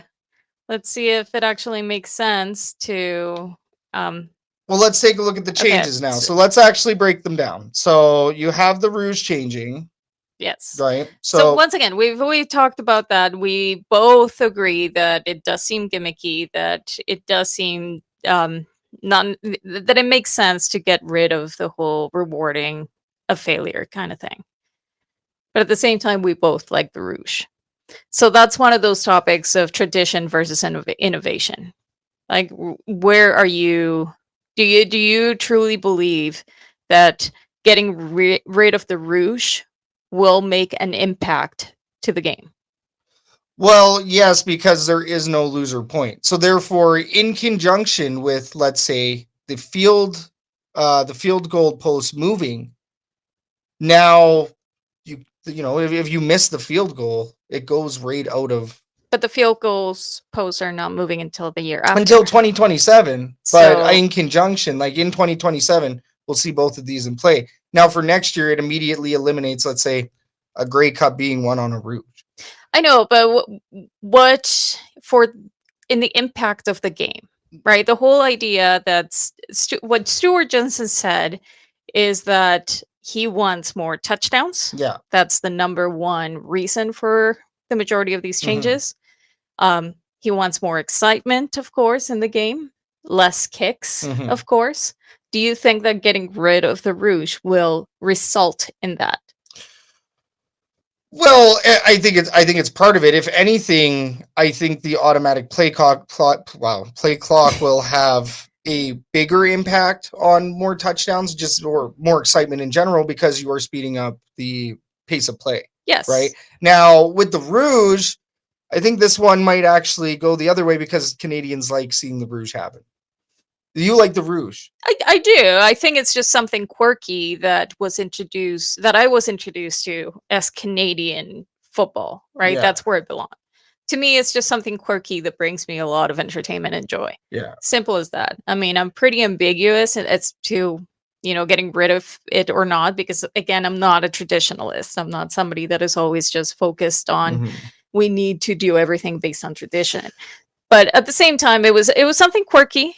But my argument is it really going to make that much of a difference taking it out? And I don't think so. And we have to remember the Rouge is still around. All they've done is, remove the aspect of it being able to roll out or go past the end zone and, earn you a point. Well, and that's why I said that to me it made more sense like getting rid of it at the end of the game, like in the 3-minute warning, because yes, you 100% don't want to you don't want to win by a Rouge. Yeah. But at the same time, we've seen it before that is a specific play call that some teams will make to get the coffin corners, or that's what you call it, to make sure that they get that point. Well, and now that's going to be a lot harder. Now Jake Julian is going for, let's say, a coffin corner area and trying to roll the ball into the end zone. The player picks it up and gets tackled, and there's your Rouge, right? Like it's nerfed down the Rouge. These rule changes have nerfed the rules around the Rouge quite a bit. If we see a Rouge, that's going to be something crazy. Yeah. Because it has to happen in a very specific sequence of events for a Rouge to happen at this point, right? So at the end of the day, it's still considered a play. I still find it very enjoyable to watch, especially when it's done on purpose. And we have seen that being done on purpose, that Jake Julian gets told that he needs to do that. But to win a game with that, yes, 100% doesn't make sense. Get rid of it. Yeah. Right. So I don't know.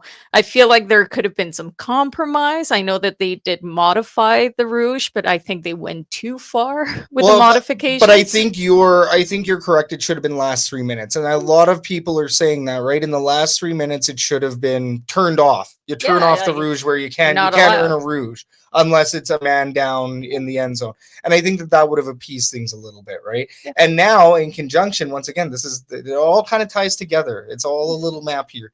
The Rouge now with the shortened end zones in 2027.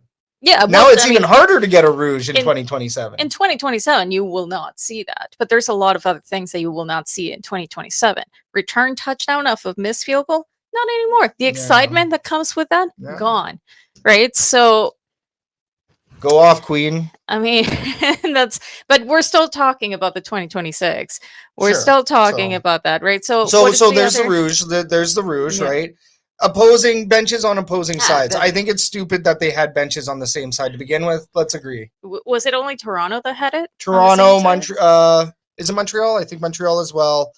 Ottawa, I want to say, is opposing sides. Maybe Hamilton? No. Or is it Hamilton opposing sides? It makes sense. There's a couple in the East. And once again, see, here's the thing. For some of these, and the reason why I agree with them, it's because it doesn't necessarily affect the game all that much. Something like that, whatever, big deal. Nothing. I did want to get to the herd chat. I'm not going to bring up Steve's, but rewarding failure is a Canadian tradition. And then, of course, there's another. There you go. Ken Chapka says it will only be an impact in the betting world. Might be onto something there, Ken. Charlie Defoe, if you miss a field goal, you should not get rewarded with a point. Makes sense to me. And Steve Benassi liked the idea, I think, of the last 3 minutes, right? So last 3 minutes. Don't make it possible for a team to win a Rouge. No, but how do you solve that? Just turn it off in the last 3 minutes. Yeah, 100%, and still let them have it. It's still exciting. It's still a quirky little thing. It's still Canadian. You can appease both traditionalists and innovators, right? Yes, and Hamilton does have their benches on the same side. Okay. So, yeah. Yeah. So that one's okay. That one, I think that one's a mute one. It doesn't affect the game, whatever. But it's tradition. Nope. Is it though? For Eastern teams. To have them on the same side. Well, but I can see how. Well, actually, BMO will have to go under a little bit of. Well, I mean, they're getting new turf. already doing Grass, renovations, right, for FIFA. Yes. So they're not so much affected. Hamilton will be. They're gonna have to figure that out. These teams will have to figure it out. Yeah. But getting back to the changes, so it's the Rouge, 35-second, the benches, and then the 35-second clock. which I'm okay with that one. I think that one makes sense. Yeah. I think it will speed up. I think that one will do exactly what Stuart Johnson is saying. Yeah. That it will just speed up the game. I wonder if games are still going to be 3 hours long on TV after that change. Mm-hmm. Is it going to be shortened just because things are going to be moving a little bit more faster, which sometimes they do take a long time to try to figure out exactly what the next move is going to be. Well, yeah, and it's gonna give you more action within your 4 quarters within your 60 minutes, right? So let's say 2026, and this is why I would say gold for the 2026 changes. This is where we combine the 2 segments. This is why I would say gold. And now I think this is where we can say, everybody, let us know 2026. Feel free to still throw in your green or golds in here. If it's gold, if you like it, throw it in there. If it's green, throw it in there as well. But, the 2026 changes as a whole, I would say they're not necessarily going to bring more excitement or viewership or fan opinion. I mean, fan opinion, yes, they will bring fan opinion, but as far as viewership, are we going to see positive fan opinion from this? Even though everybody's snapping right now, I have a feeling that by the end of 2026, people will be used to these changes. They'll be used to this, but I don't think it's really going to make much of a difference in viewership. The 35. Okay, so the 35-second clock. The only people that it's really affecting, really, when you think about it, people say that it's exciting, that it reduces the excitement for some of the play callings because they watch everything that is happening on the side. But the reality is that it's forcing coaches to make decisions. Yeah. No longer substitutions. no longer lollygagging and trying to figure out exactly what the next move is. You're going in with a plan and you're executing, right? You have days before to practice. You go in and you do your job and that's it. For the viewers, the 35-second clocks means nothing, to be honest, because what are you doing? You're watching TV, you're watching the game, you wanted the game to continue, and whether that in between plays is 35 seconds or a minute and a half. So teams have been timing this, as per multiple sources.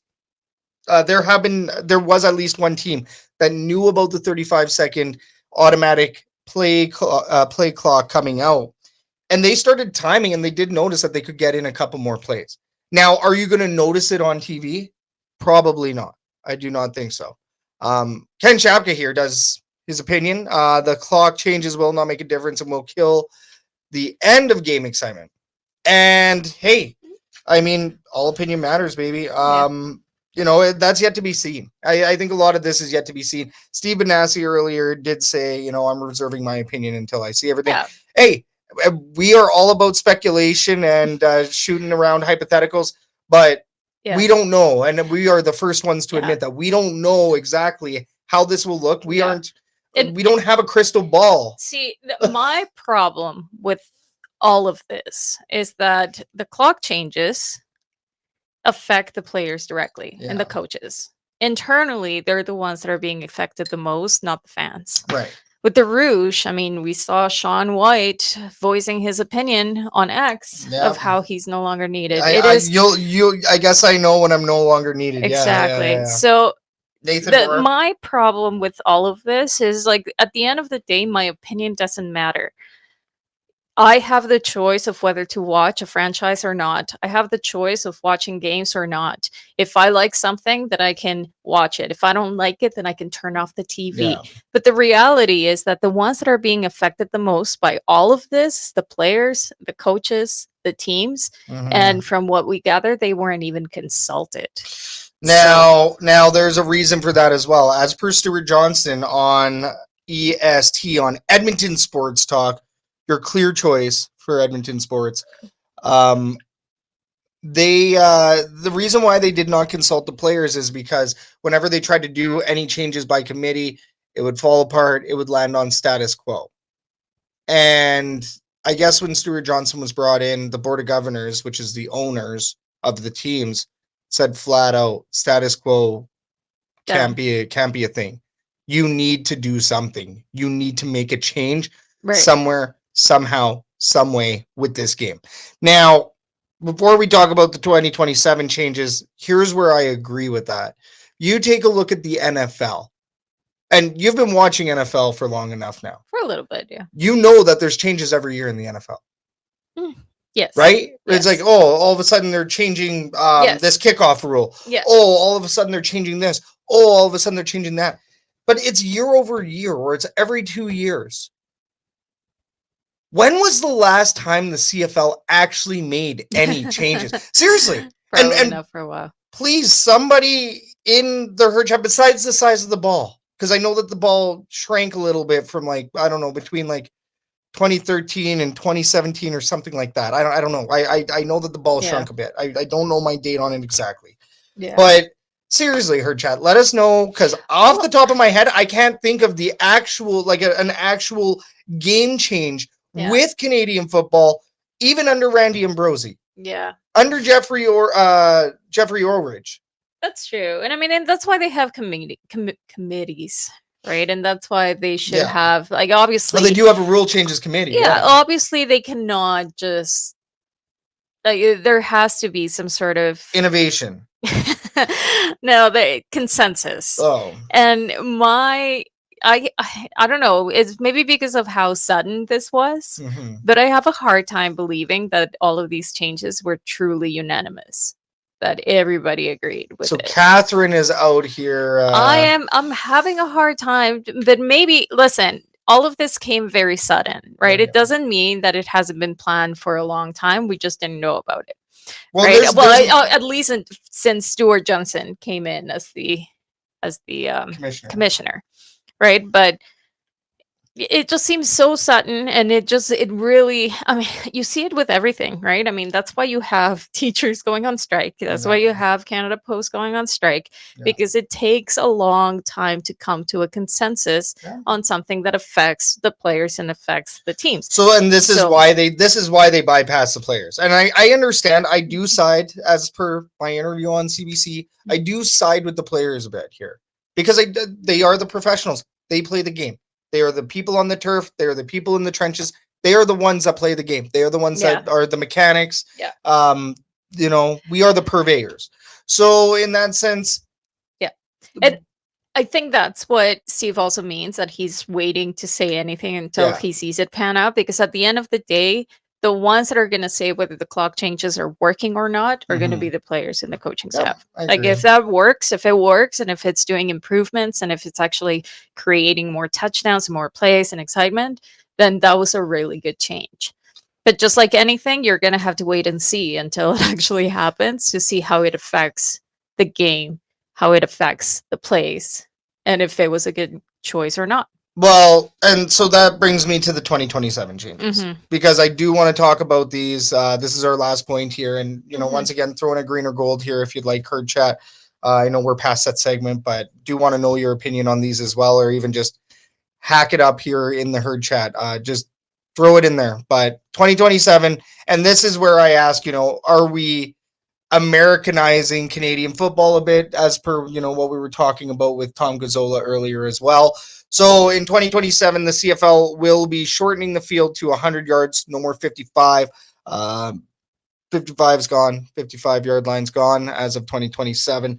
The end zones will be going from, I believe, 20 to 15 yards. So, they're getting shortened, just like the field is. And then the goalposts are going to be moving to the back of the end zone. So Americanize or modernize? And I think that's going to be the big question. First of all, I'm not a big fan of these changes, because I am more of a traditional fan. I think that this is a lot of change all at once. Yeah. I see what they're doing with phasing it, right? And they are smart for that. And there are a lot of benefits. Rod Peterson, I know that he made some comments yesterday, and unfortunately I got a little bit wrapped in the middle of it, but Yeah, it's are we Americanizing the game or are we modernizing it?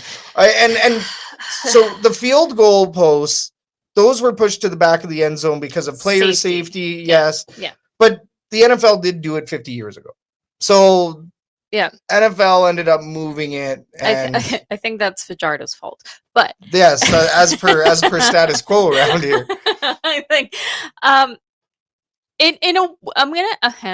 gonna say maybe yes.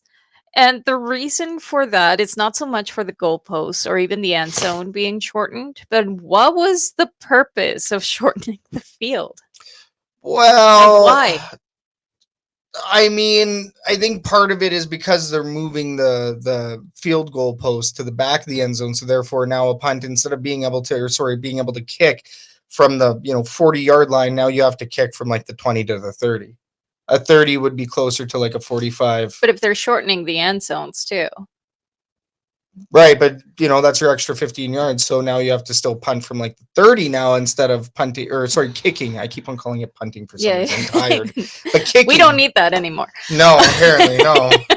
Jake Julian's just like, what the hell, man? But yeah, no, they have to kick now from the So it's from a the little 30. bit, but even and also more touchdowns, right? Because it's less yards to cover. As if, I mean, do you really think that's going to change the fact that they're going to go third, and do a turnover and downs and not punt it away?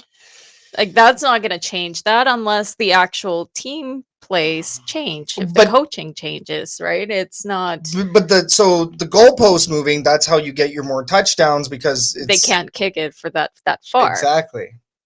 It's not. I mean, I guess. Like, your kickers are going to be working a lot harder now. Yes. Punters are obsolete and kickers just got. Well, punters still got to pin the ball in an area, right? But you are right in that sense. By shortening it, right, it does make a punter's job harder. Of course. Now you can't just boot the ball like you usually do in the CFL, and that's where Jake Julian's getting his stats. It's from booting the ball, punting away. But now Vincent Blanchard's, going to have to work harder, and Jake Julian's going to have to be more strategical with his punts. Yes, 100%. But I still, I guess, I mean, when you're looking at the math, if you're shortening it by how much? 10 yards? Yeah. And you're moving and you're shortening the end zones by 5, but moving back the goalpost. So that's your 15, extra 10. Correct, yeah. So that's a reason why they did that. Correct. See, look at that. You got it. Nailed it. Which I guess it makes sense. I mean, people, they can still go in, and I don't know. But that's what I'm a little skeptical. You're skeptical, apprehensive. I wouldn't even necessarily say apprehensive. It's just like, okay, well, the math makes sense. If you're moving the goalpost back, I guess it makes sense that you want to make it shorter, because otherwise you're going to have to get even closer to do a proper kick. I still feel like they could have made it work, though. Yeah, I do think that there's other solutions as well, but this is what the CFL came up with. Yeah. So let's get back to the question. Do these rule changes Americanize Canadian football as we know it? And well, I guess I don't know. I may agree. And I'm a hard maybe on this. I'm a hard maybe. I may agree a little bit with Tom, because now, like, thinking about it in certain ways like that, it's not even necessarily about Americanizing, but it's just making changes based on the other changes. Like, one thing follows the other. Correct. So if you're moving the goalpost at the end, then you have to do something to make up for the difference. And you're doing that based out of safety precautions, so you kind of have to do that, right? Yeah. So it's one of those situations. The only thing that I really don't like about moving the goalposts all the way to the back is that you really get rid of some of the excitement of the game. Oh, you do. It's like being like those missed field goals and return for touchdowns. Like those are some of the most exciting plays that I have seen this year. I will say that is a part of Canadian football. Yeah. I'm sorry. I like a missed field goal. How many times have we been screwed on those in the last, couple years down here, even at Commonwealth Stadium? Yeah. Now, another point I'd like to bring up that Stephen Nassy does say in here. I also saw Ken Shapka's comment. Let's get to this smaller end zone ones here. Down by the smaller end zones will have an impact on the fans watching in the end zone seats. That's for darn sure. Ken Shapka, when the NFL moved the posts in 1974, the field goals reduced by 74%. And that does kind of suck. That does also force teams to go for more touchdowns, right? So that's the point of it. But at the same time, we lose in conjunction with everything else. We do lose the return, missed field goal return touchdowns and all of that magic. That's a piece of Canadian football. I don't care what you say. Yeah, I think there's I get that there has to be compromises. I feel like they went in too hard too soon. Mm-hmm. Right? Like I feel like they could have compromised a little bit more in certain things to not change everything so drastically. But at the same time, are these changes needed? But and this is where my concern lies, okay? Because I remember when the Double E changed their name. And yes. No, but this is like in a business sense here. We're not going to get into any of that stuff, but I will say when the Double E changed their name, the current regime was so dedicated and focused on getting other customers that they alienated the existing ones they already had. Mm-hmm. And yes, I understand that doing things by committee simply did not work in this scenario. So Stuart Johnson just said, look, we're going to do it. And the owners said, we want change. So what do you do if you're Stuart Johnson? Well, you're going to go ahead and make the change. Do I wish there would have been like focus groups or something? Yes. Something or another.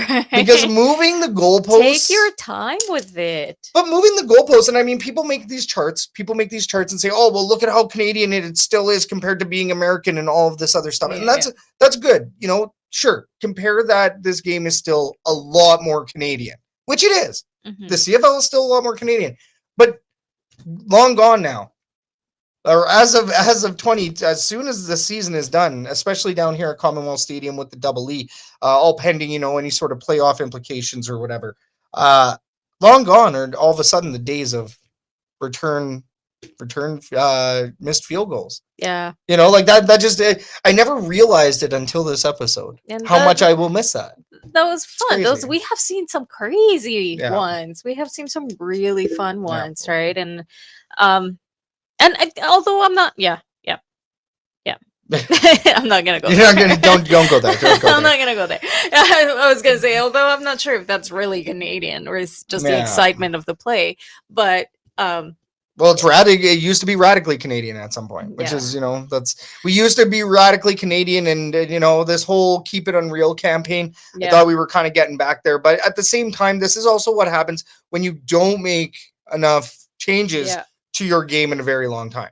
Fans are upset right now. The game has not been innovated or improved upon or anything like that in a long time. Sure, if it's broke, if it's not broken, don't break it. I do agree with that. Yeah. To a degree. I feel like there could have been some changes. And again, it's hard to talk about these because you see kind of both sides of the coin, right? Yeah. You understand from a business standpoint, and you also understand from a tradition standpoint. Mm-hmm. I wish that they would have taken their time with it. I wish that they would have consulted more people, like have their committees and actually taken their time to make these changes. I wish it hadn't been so sudden and so weird because now it raises questions as, are we looking to Americanize CFL? Yeah. Because it happened so sudden and so quickly that now people are like, well, now you're just trying to make us into the NFL. It's just NFL light, right? I feel like they could have avoided a lot of that if they had taken their time talking about these changes, making them more public, getting opinions, instead Sure. of just having one guy being like, this is how it's going to go. Now, a big selling feature on this is that now with this newly shaped, new field that they're doing for 2027, with all of these changes, they can now fit a CFL field, in a soccer stadium. So that's kind of what they're trying to do as well. There's potential for that now in the States. Rod Peterson was talking about CFL expansion to the States, which I think is, I don't know. I think that's very, very far away. So very far. We're not even going to talk about that today. The conspiracy theorist on me would like to say that this only is good for Toronto. What? Is it the MLSE? What? That it's I don't know, but that's me being like, where the heck did this come from? Well, that's me being like, oh, how come suddenly all these changes with making sure that the field fits in the field size, like BMO. Certain changes just seem a little weird to me, especially seeing the new bill. Is it Buffalo Bills and Toronto Argonauts, right? So I mean, and see, here's the thing. This is the thing about timing. This could have been avoided in this conversation about these rules Americanizing the CFL. Wouldn't have come if things like that didn't happen. It just seems like weird timing. I am not a conspiracy theorist, but it's just weird, and I don't like the timing of it. I don't like how it happened. I feel like it could have been done a lot better, properly, through better channels, and we will see. You